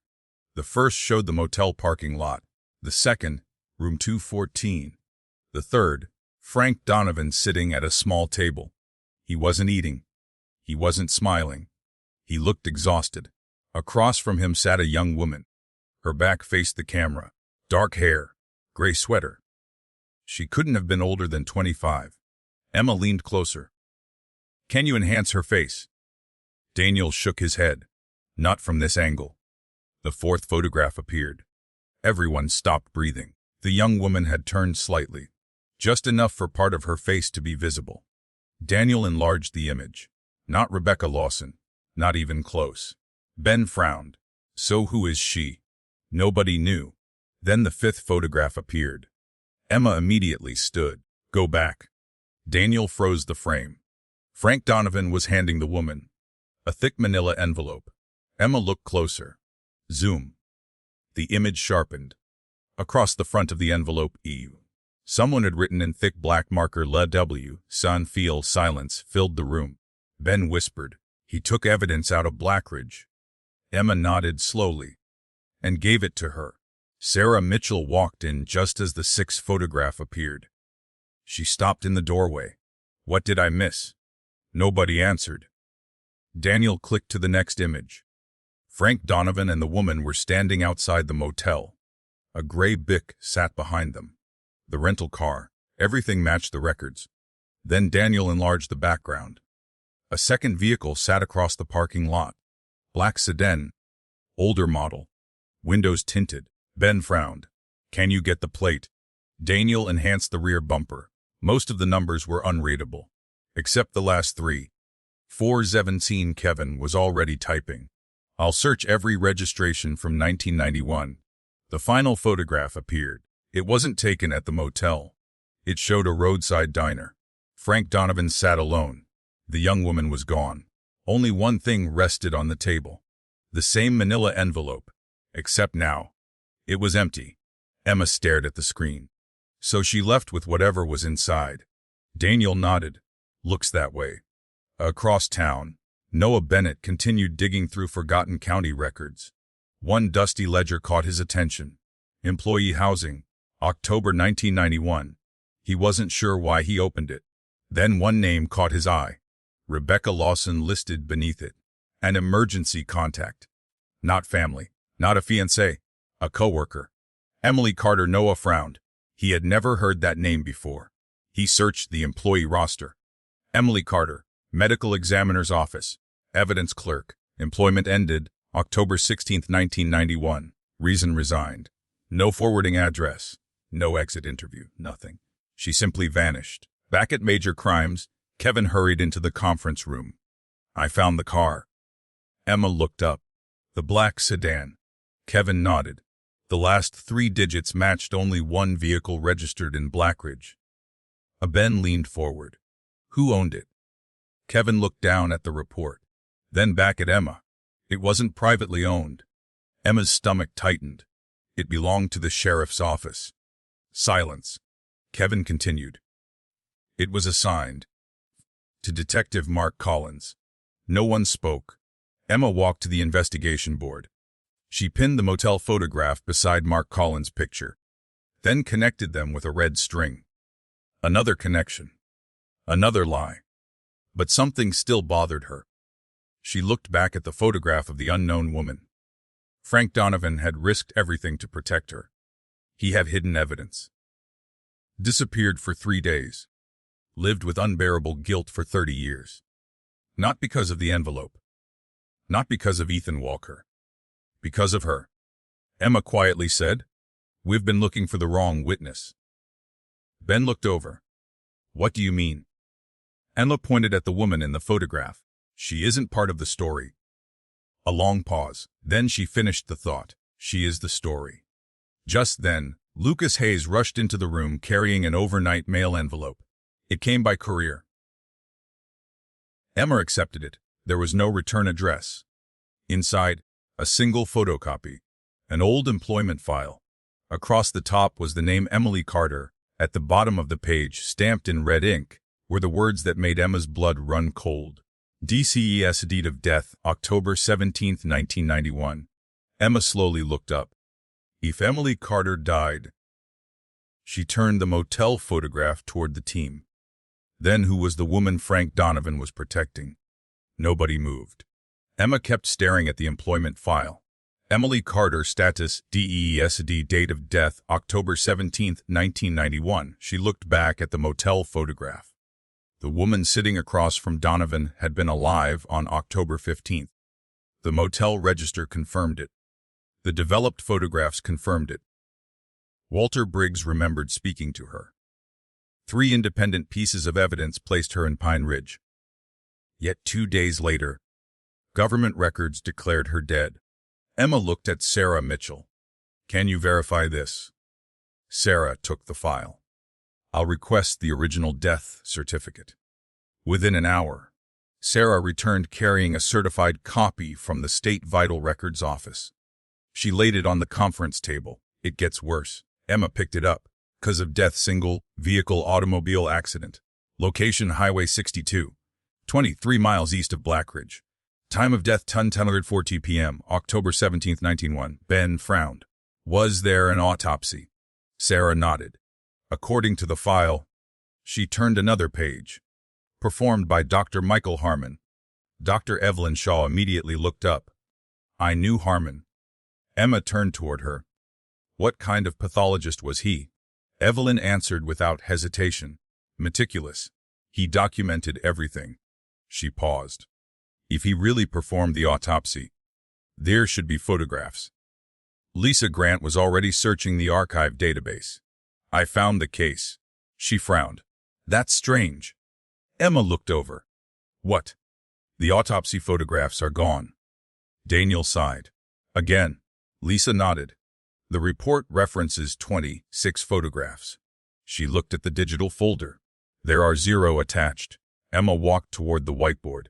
She wrote 3 names: Rebecca Lawson, Emily Carter, Ethan Walker. Then she circled them. "What do these 3 people have in common?" Ben answered first.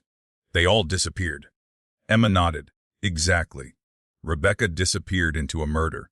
Ethan disappeared into prison. Emily disappeared into death. Oh, she uncapped another marker. And every disappearance," she drew one line connecting all 3, "benefited the same people." Across town, Noah Bennett sat inside the county newspaper archives. He was searching for Emily Carter. Nothing. No obituary, no memorial, no funeral notice, no mention of an accident. He searched neighboring counties. Still nothing.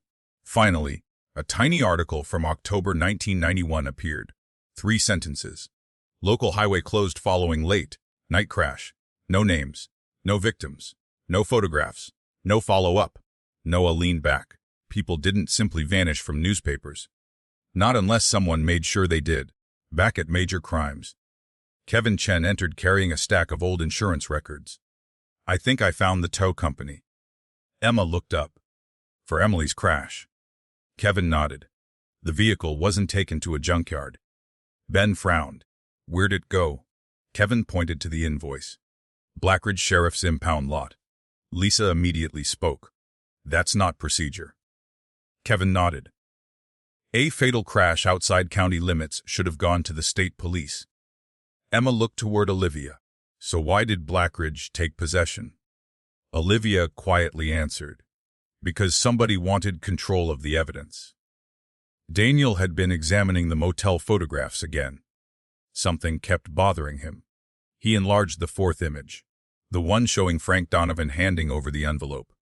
He increased the contrast, then sharpened the background. Suddenly, a reflection appeared in the motel window. Very faint. Ben leaned closer. What is that? Daniel enlarged it again. A face. Someone standing outside the room, watching through the glass. Emma felt a chill. The black sedan. Daniel nodded. They weren't alone. A Kevin Cross referenced the motel receipt with old cellar tower records. There wasn't much. Cell phones were rare in 1991, but car phones weren't. One registration matched. A sheriff's office vehicle equipped with a mobile radio phone. Assigned to Mark Collins. Kevin looked up. He wasn't just following Donovan. He followed him across state lines. Emma folded her arms. So Donovan wasn't hiding from Collins. She looked at the photograph again. He knew Collins was there. Ben frowned. Then why stop? Emma pointed to the envelope. Because whatever he gave that woman was worth risking everything. Just then, Lucas Hayes hurried into the conference room. You've got a visitor. Emma looked toward the hallway. Ooh. Lucas lowered his voice. Judge Arthur Whitmore, the retired appellate judge. The steward. Everyone looked at one another. Whitmore had not contacted the department in years. Emma stepped into the lobby. The elderly judge stood beside the front window, leaning on a cane. He looked older than his photographs. But his eyes were sharp. He held a sealed envelope. I've been waiting to see if you were the detective Frank believed you would become. Emma looked at the envelope. Did Frank send you?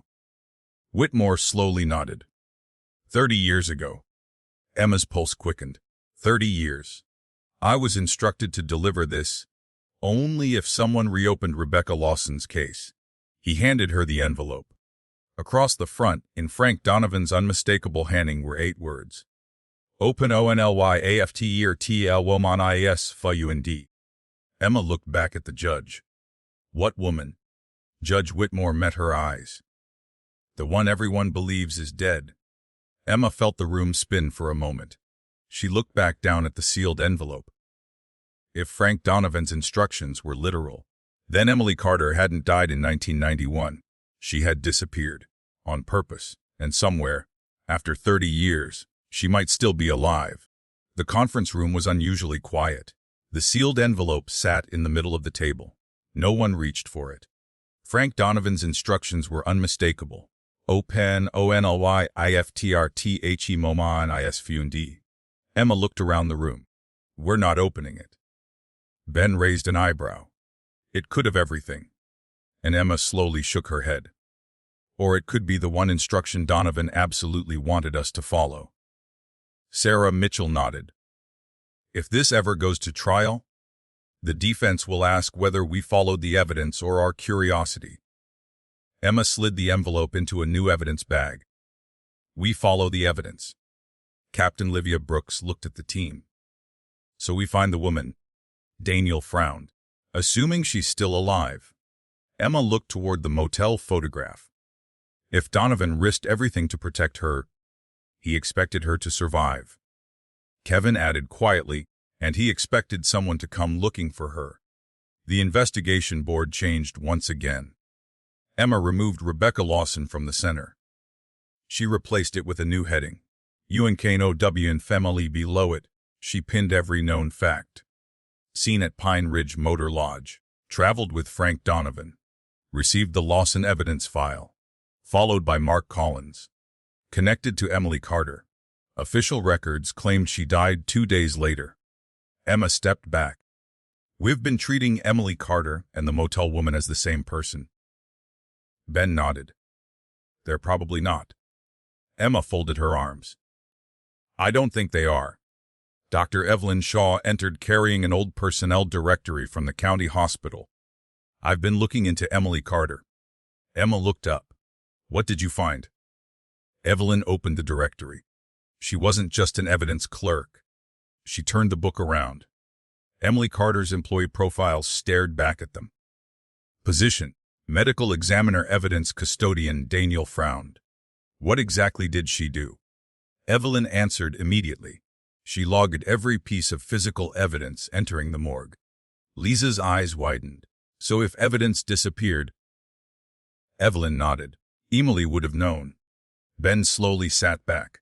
So she becomes a liability. Emma looked toward the board. Exactly. If Rebecca uncovered corruption, and Emily handled the evidence, they would have crossed paths, Sarah added. And Emily would have known if someone tampered with the body. Kevin suddenly looked up from his computer. I found something. Emma walked over. What? I expanded the search. Instead of looking for Emily Carter, I searched for women who disappeared after October 1991. The screen filled with names. Most had eventually been found. Some had moved overseas. One result remained highlighted. Anna Collins reported missing October 18, 1991. Age 24. Occupation nurse. Emma frowned. Any relation to Mark Collins? Kevin clicked open the file. No. Different family. No connection. Ben looked confused. So why does she matter? Kevin enlarged the missing person poster. The photograph loaded. The room went completely silent. Emma stared at it. So did Ben. So did Olivia. It was the woman from room 214. Nobody spoke for several seconds. Finally, Emma whispered, "That's her." Daniel pulled the motel photograph onto the second monitor. He placed both images side by side. Same eyes. Same jawline. Same small scar beneath the left eyebrow. 99% certainty. The woman at the motel had introduced herself to someone as Anna Collins. Sarah frowned. But she isn't Emily Carter. Emma nodded slowly. No. Which means Emily Carter and Anna Collins Lolero were two different women. Lisa looked at the investigation board. So why was Emily declared dead? Emma answered quietly. Maybe she wasn't. Kevin continued digging. There are more problems. He enlarged Anna Collins' employment history. She had worked at St. Anne's Regional Hospital. Emma looked toward Dr. Evelyn Shaw. What was St. Anne's known for? Evelyn didn't hesitate. Emergency trauma and witness protection surgeries. Ben looked puzzled. Witness protection. Evelyn nodded. Before modern federal programs, some states quietly changed identities for endangered witnesses. Emma slowly looked back at the photograph. Identity changes. Sarah immediately understood. You think Anna Collins wasn't her real name? Emma nodded. I think it was the name she was given. Across town, Noah Bennett had spent the afternoon tracing every public record connected to Anna Collins. Nothing existed before 1991. No birth certificate. No school records. No driver's license. She simply appeared, as if she had been created overnight. Then, 3 days later, she disappeared forever. Noah smiled grimly. Someone hadn't erased a woman. Someone had manufactured one. Back at Major Crimes, Lucas Hayes hurried into the conference room carrying a fax from the state archives. I think you'll want this. Emma accepted the papers. The cover sheet read Witness Protection Coordination Office. She frowned. I didn't know the state had one in 1991. Sarah nodded. It was confidential. Emma turned the page. Most of the file had been redacted.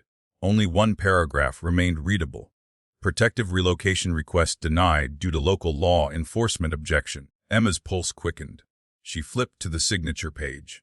The officer requesting the denial, Sheriff Tom Grady. The officer supporting the witness relocation, Frank Donovan. Ben looked at Emma. They argued. Emma nodded. For the first time. She looked at the date. October 16, 1991. The day Donovan disappeared from Blackridge. Everything suddenly made sense. Donovan hadn't spent 3 days hiding. He had spent 3 days trying to get someone into protective custody. And Sheriff Tom Grady had stopped him. Emma walked slowly to the investigation board. She picked up a red marker. Then she drew a thick line from Frank Donovan to Sheriff Tom Grady. For the first time, the line wasn't labeled conspiracy. It wasn't labeled cover-up. It was labeled with a single word, betrayal. Just then, Kevin's phone rang. He looked at the caller ID. Unknown number. He answered cautiously. No one spoke. Only slow breathing.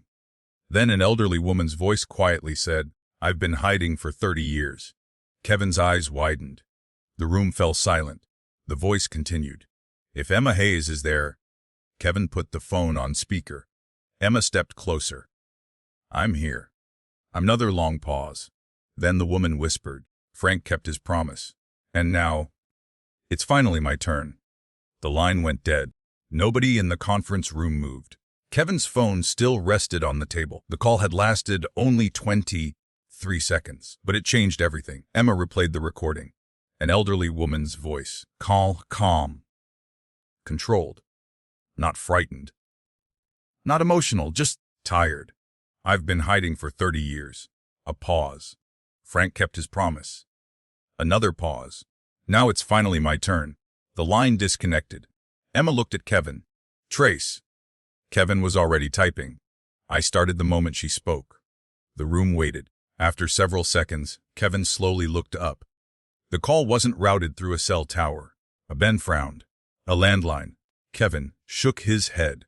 "It came from a payphone." Silence. Emma frowned. "A payphone." Kevin nodded. "One of the last active public phones in the state." He rotated his monitor. The location appeared.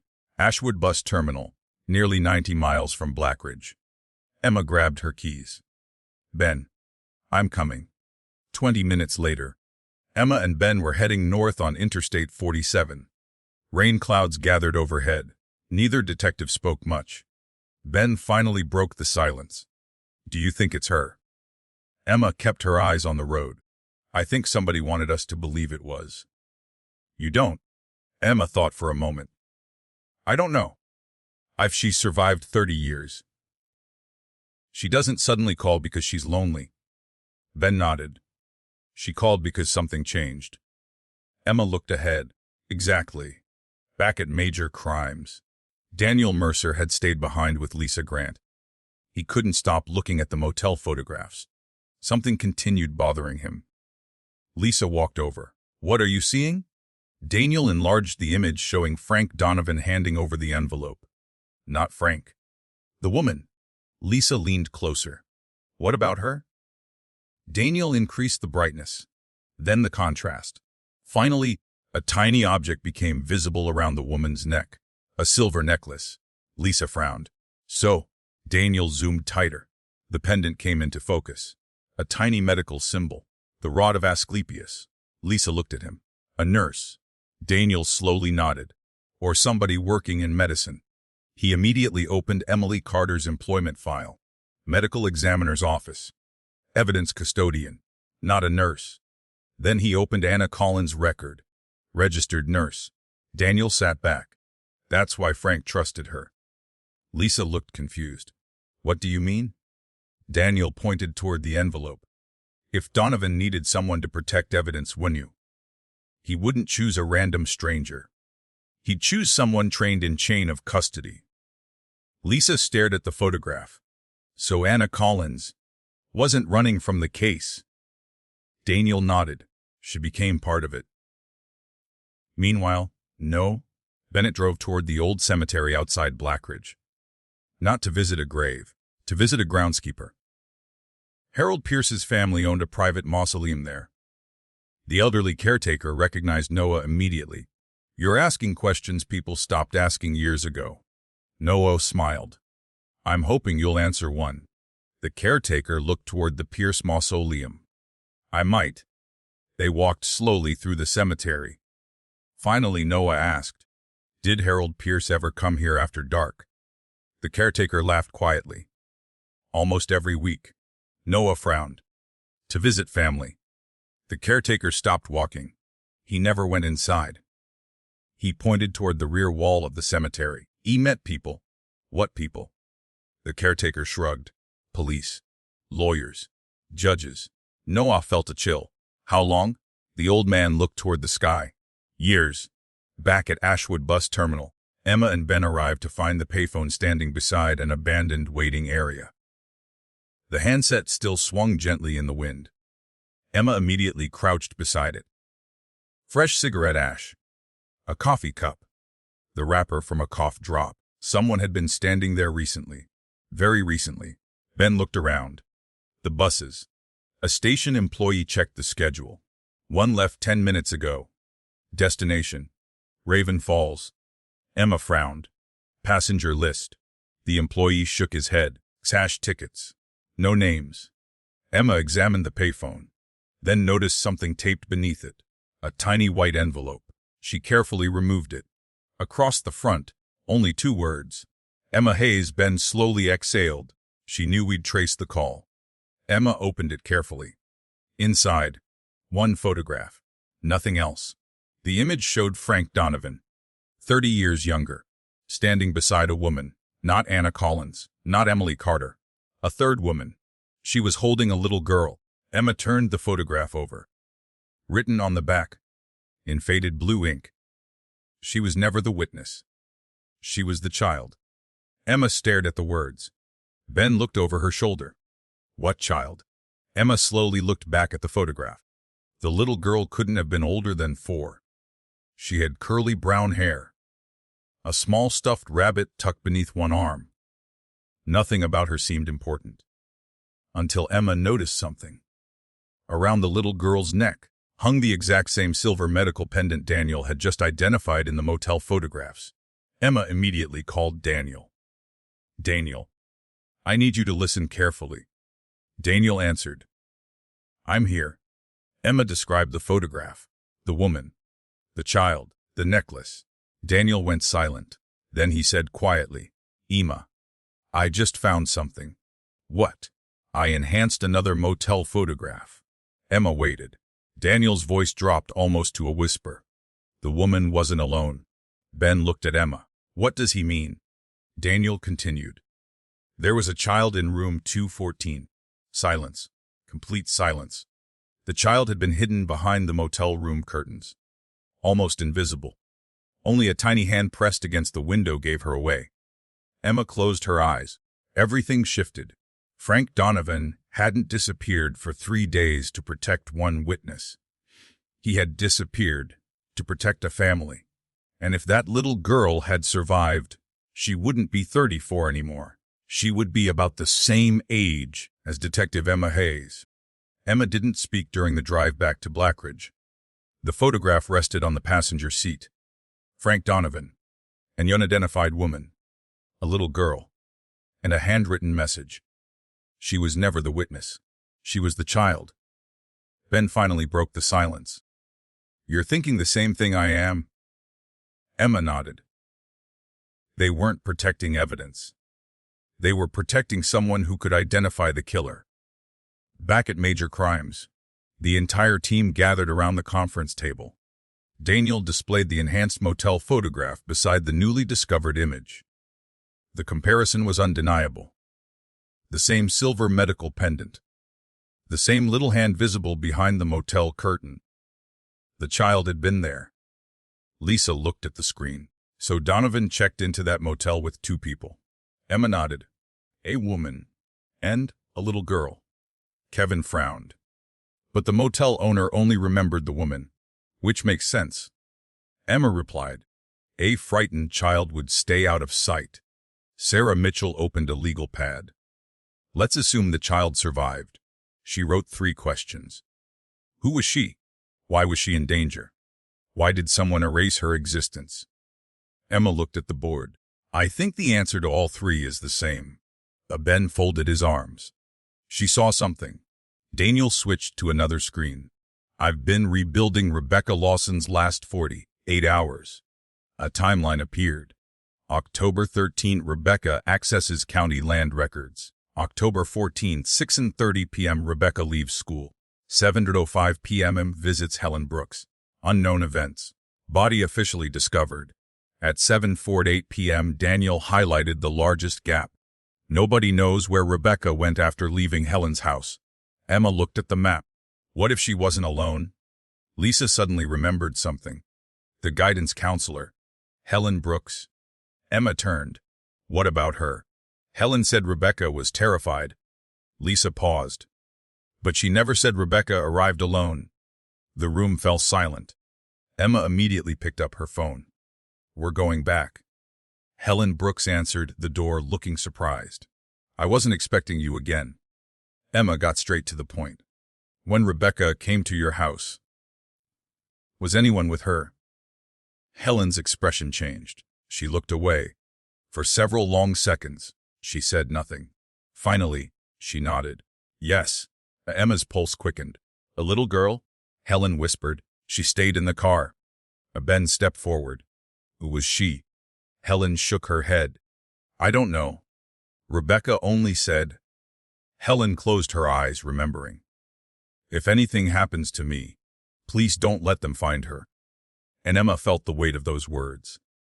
Did Rebecca tell you who the child belonged to? Helen answered quietly. No. But she told me one thing. What? Helen looked directly at Emma. The child had seen the man on the bridge. Nobody spoke. 30 years. The investigation had always focused on physical evidence. Fingerprints, blood, photographs, confessions. They had overlooked the most powerful evidence of all. An eyewitness. Back at Major Crimes, Kevin Chen was searching old school enrollment records. If the child survived she would have started school under some name. He searched every county within 200 miles. Nothing. Then he expanded the search nationwide. Thousands of results appeared. Daniel walked over. Too many. Kevin nodded. Unless. He filtered for one detail. Girls enrolled with emergency guardians instead of parents. The list dropped dramatically. Then again, he added another filter. Children whose birth records had later been sealed. Only 4 names remained. One file immediately caught Emma's attention. Grace Miller, guardian, Judge Arthur Whitmore. Emma looked up sharply. The steward. Ben stared. The retired judge. Kevin nodded. He became her legal guardian in early 1992. No adoption records. No explanation. Sarah frowned. A judge becoming guardian to a child without court paperwork. Emma quietly said, unless the paperwork was sealed.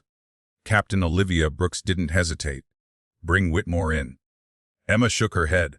No. Everyone looked at her. Frank trusted him enough to hold that envelope for 30 years. He isn't our suspect. Ben nodded slowly. He's our witness. That evening, Emma and Ben arrived at Judge Arthur Whitmore's home. The old judge was waiting on the porch, almost as though he had expected them. Emma held up the photograph.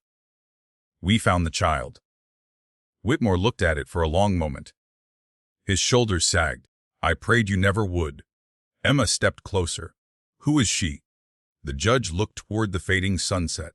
For 30 years, I've protected her identity. Ben asked quietly. Is she still alive? Whitmore nodded. Yes. Emma's heartbeat quickened. Does she know what happened? The old judge closed his eyes. No. She only knows that good people died to keep her safe. Emma looked at the photograph again. So tell us her name. Whitmore opened his mouth.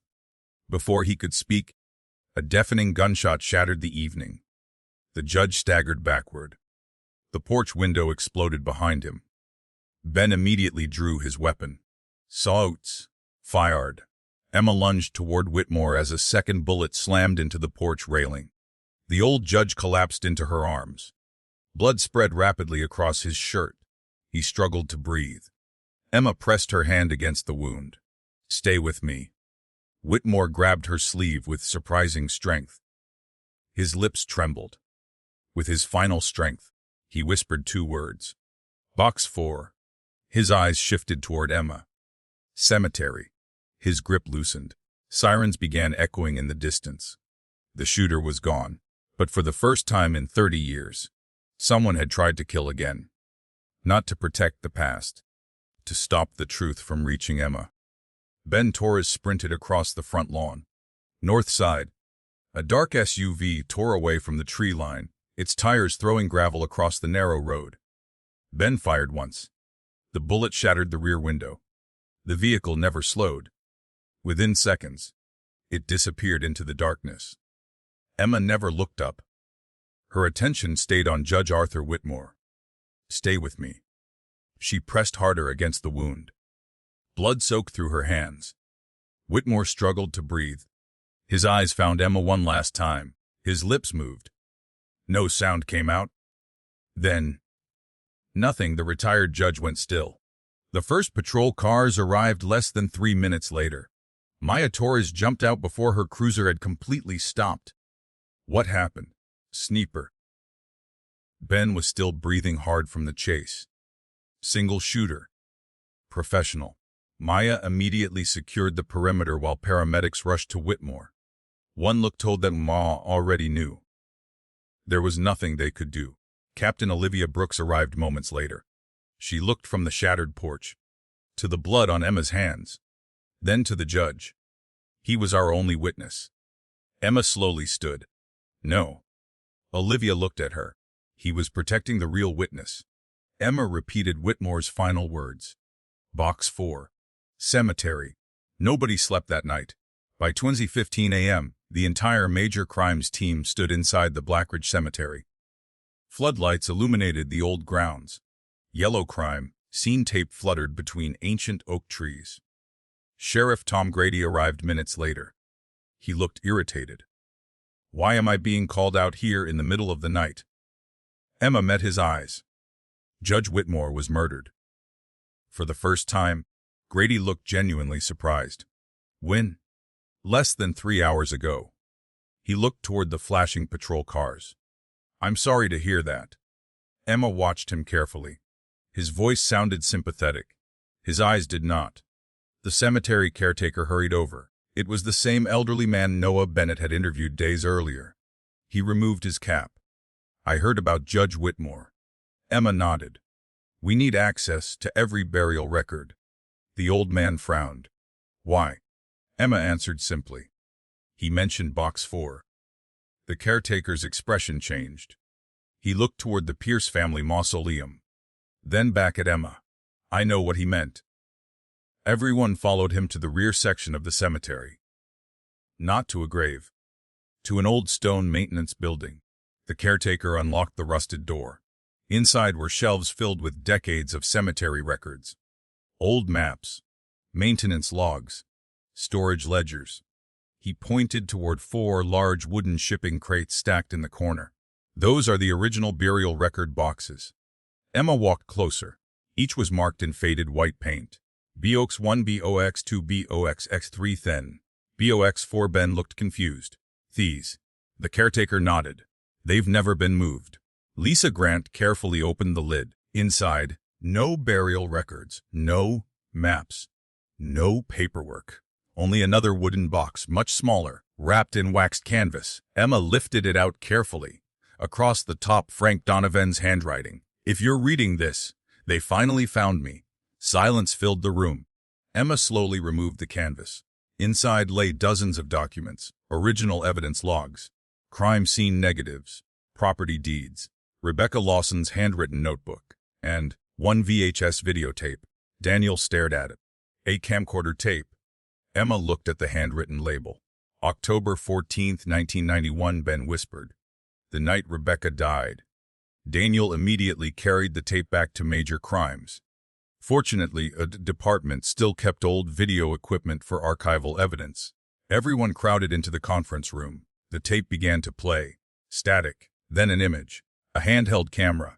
Shaky. Someone was recording from inside a parked vehicle. The timestamp read October 14, 1991, 7:11 p.m. Emma leaned forward. This is before the official time of death. The picture steadied. Rebecca Lawson came into view. She was alive. Standing beside the bridge. She wasn't alone. Across from her stood Harold Pierce, the wealthy developer. His voice was faint but understandable. You should have left this alone. Rebecca shook her head. I'm taking everything to the state. Harold smiled. You won't make it. Another vehicle pulled into frame. Mark Collins stepped out, still wearing his deputy's uniform. Emma's jaw tightened. There he was, at the bridge, exactly where he'd always claimed he'd never been. Rebecca looked frightened. She backed away. The argument grew louder. Then, another figure entered the frame. Frank Donovan. The room became completely silent. Donovan stepped between Rebecca and Collins. He held both hands up. Nobody's getting hurt. Harold Pierce laughed. It's too late for that.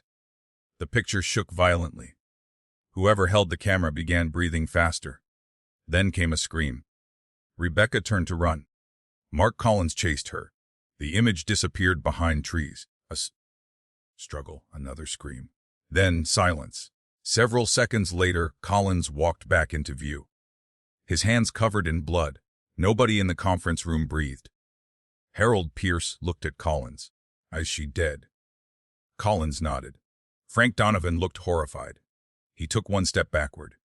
Then another. Harold grabbed him by the shoulder. You've got two choices. Donovan stared at Rebecca's motionless body. Harold continued. You help us, or your daughter grows up without a father. The tape continued. Collins dragged Rebecca's body. Exactly as Frank Donovan had confessed. Exactly as the photographs had suggested. Then Harold Pierce looked directly toward the camera. Emma frowned. He saw whoever was filming. The image lurched. The camera operator started running. Branches whipped across the lens. Heavy breathing. A child's crying could be heard in the background. Daniel paused the tape. Wait. He rewound several seconds. The crying became clearer. A little girl. Emma slowly looked at Ben. The child. Ben nodded. She witnessed everything. Daniel played the tape again. A woman's frightened voice whispered, "Keep your head down." The camera briefly pointed toward the back seat. For less than a second, the little girl's face appeared. Then the recording ended. The screen turned blue. Nobody moved. Nobody spoke. After nearly a minute, Emma finally broke the silence. We finally know who killed Rebecca Lawson. Sarah Mitchell slowly shook her head. No. She looked at the frozen image of the frightened child. We finally know who saw it happen. Just then, Kevin's phone buzzed. He looked down. His face lost all color. Emma noticed immediately. What is it? Kevin turned the screen toward her. A Live News alert had just appeared. Sheriff Tom Grady has called a press conference for 8:00 a.m. Emma checked the time. 6:0742 a.m. Ben frowned. Why now? Kevin scrolled farther. The headline continued, Sheriff announces major breakthrough in 30-year-old Rebecca Lawson investigation. Emma stared at the screen. They know we have the tape. Olivia nodded grimly. And they're about to tell the world their version first. The newsroom parking lot was already full by the time Emma Hayes arrived. Satellite trucks lined the street. Reporters adjusted microphones. Camera crews hurried toward the entrance. Sheriff Tom Grady had called a press conference with less than 90 minutes' notice. That never happened without a reason. Emma looked at Captain Olivia Brooks. They're getting ahead of us. Olivia nodded. They know the cover-up is collapsing. Inside major crimes. No one had slept. The VHS tape had been copied 3 times. Daniel Mercer had created a forensic image of the original cassette. Kevin Chen had calculated its digital fingerprint. Lisa Grant had completed a new chain of custody log. Sarah Mitchell had already contacted the state attorney general. Emma wasn't taking any chances. If the tape disappeared now, there would still be multiple verified copies. At exactly 8 o'clock, Sheriff Tom Grady stepped behind the podium. His uniform was perfectly pressed. His voice was calm. Confident. Too confident. I appreciate everyone coming on such short notice. Camera shutters clicked continuously. Grady continued. Recent questions have been raised regarding the Rebecca Lawson investigation. He paused. After reviewing new information, I have ordered an internal inquiry. Emma watched from the back of the room. He already knows. Ben whispered. He doesn't know how much. Grady continued speaking. It appears Detective Frank Donovan withheld information during the original investigation. A murmur spread through the reporters. He lowered his head. If mistakes were made, they were his mistakes. Emma clenched her jaw. There it was, the plan. Blame the dead detective. Close the investigation. Protect everyone else. A reporter raised her hand. Sheriff Grady, are you saying Detective Donovan acted alone? Grady answered without hesitation. At this time, that's what the evidence suggests. Emma couldn't stay silent. She stepped forward. No. Every camera turned. Every microphone followed her. Sheriff Grady's expression froze. Emma walked toward the podium. That's not what the evidence says. The room became completely silent. Grady forced a smile. Detective Hayes. This isn't the appropriate time. Emma ignored him. She placed a sealed evidence bag on the podium. Inside, a copy of the motel photograph. Then another. The crime scene photograph showing the moved body. Then another. The fingerprint enhancement. Finally, she held up the VHS cassette. Grady's face lost all color. Sarah Mitchell stepped beside Emma. As Assistant District Attorney, I am formally announcing that the Rebecca Lawson conviction is under judicial review. The reporters erupted with questions. Microphones surged forward. Camera flashes exploded across the room. Emma raised one hand. It gets worse. Silence returned. She looked directly at Sheriff Grady. We have evidence proving Rebecca Lawson was murdered. We have evidence proving Ethan Walker was framed. She paused. And we have evidence proving multiple public officials participated in the cover-up. Grady's smile disappeared. He leaned toward the microphone. Those are serious accusations. Emma nodded. They are. So let's discuss facts. She held up the VHS tape. This recording places Mark Collins. She looked directly at Grady and Harold Pierce. At the murder scene, the room exploded. Reporters shouted over one another. Grady took one step backward. For the first time all morning, he looked frightened. Just then, the rear doors burst open. Two agents entered wearing jackets marquee stat BUEU off INVSTIGEIOM. Behind them walked representatives from the Attorney General's office. The lead agent approached the podium. Sheriff Tom Grady. He produced a warrant. You are ordered to surrender your service weapon. The room went silent again. Grady stared at the warrant. You've got to be kidding. The agent didn't blink. You are under investigation for obstruction of justice, evidence, tampering, official misconduct, and conspiracy. Slowly, Grady removed his sidearm. He placed it on the podium. Emma watched carefully. Something still didn't feel right. Grady looked angry, humiliated, but not defeated, almost relieved. Ben leaned closer. You seeing this? Emma nodded. He's expecting something. Before the agents could escort him away, Grady looked directly at Emma. His voice was almost conversational. You think this is over? Emma held his gaze. I think it's finally started. Grady smiled. A genuine smile. No. He slowly shook his head. You still don't know who gave the order. Emma frowned. What order? Grady laughed quietly. The order to protect Rebecca Lawson's killer. Silence. Emma stared at him. You weren't running this. Grady's smile widened. I never said I was. At that exact moment, Kevin Chen's phone rang. He answered instinctively. His face changed instantly. What? Emma turned. What happened? Kevin lowered the phone slowly, his voice barely above a whisper. Mark Collins. Ben looked up. What about him? Kevin swallowed. He was found dead. The room froze. Where? Kevin looked at the message again. His home. Single gunshot wound. Sarah closed her eyes. Suicide. Kevin shook his head. The responding officers don't think so. Emma didn't need to ask why. Because she already knew. The last living man who could identify everyone involved had just been silenced. As agents led Sheriff Grady away in handcuffs, he stopped beside Emma one final time. Without looking at her, he quietly said, You're finally looking in the right direction. Emma frowned. What does that mean? Grady answered with 6 words that chilled everyone within earshot. Harold Pierce never gave orders. He was led outside before Emma could ask another question. She stood motionless. If Harold Pierce hadn't been the man at the top, Then the investigation had been built on a false assumption from the very beginning. There had always been someone else. Someone powerful enough to control a sheriff, a deputy, a celebrated detective, and an entire town. Someone who had remained completely invisible for 30 years.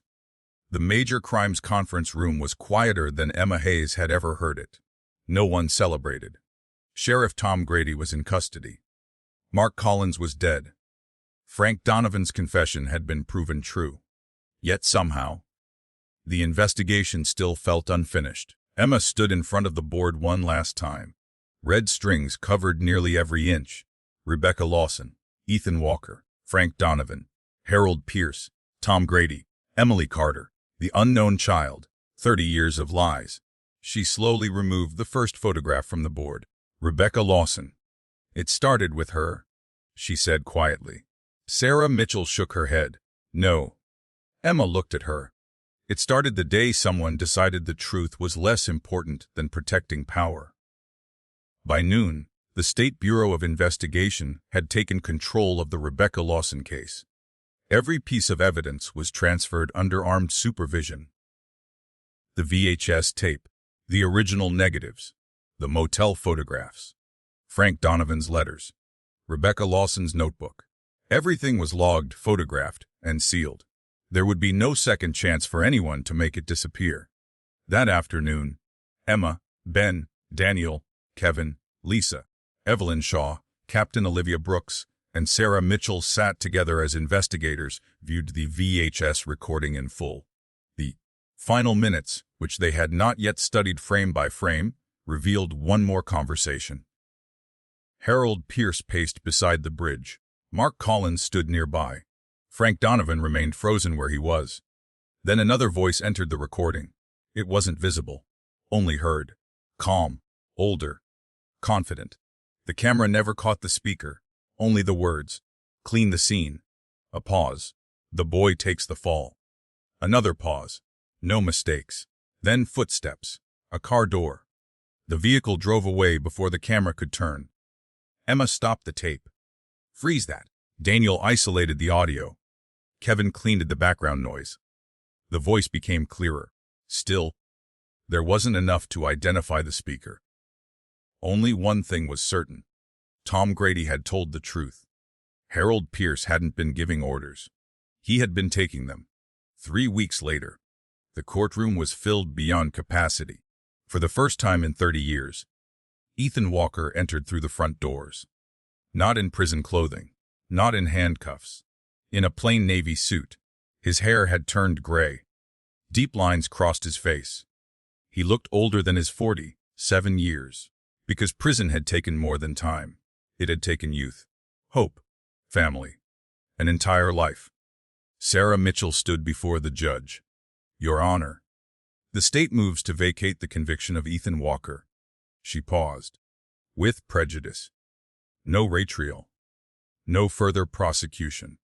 The evidence establishes that Mr. Walker was wrongfully convicted through fabricated evidence, suppressed testimony, and official misconduct. The judge looked toward Ethan, then slowly lowered his gavel. The conviction is vacated. You are free to leave. No applause. No cheering. Only silence. Some victories were too painful to celebrate.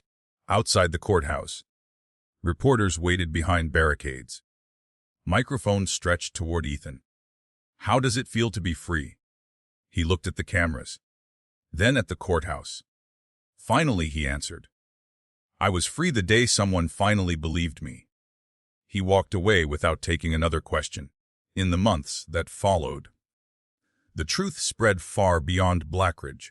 Sheriff Tom Grady resigned before criminal proceedings began.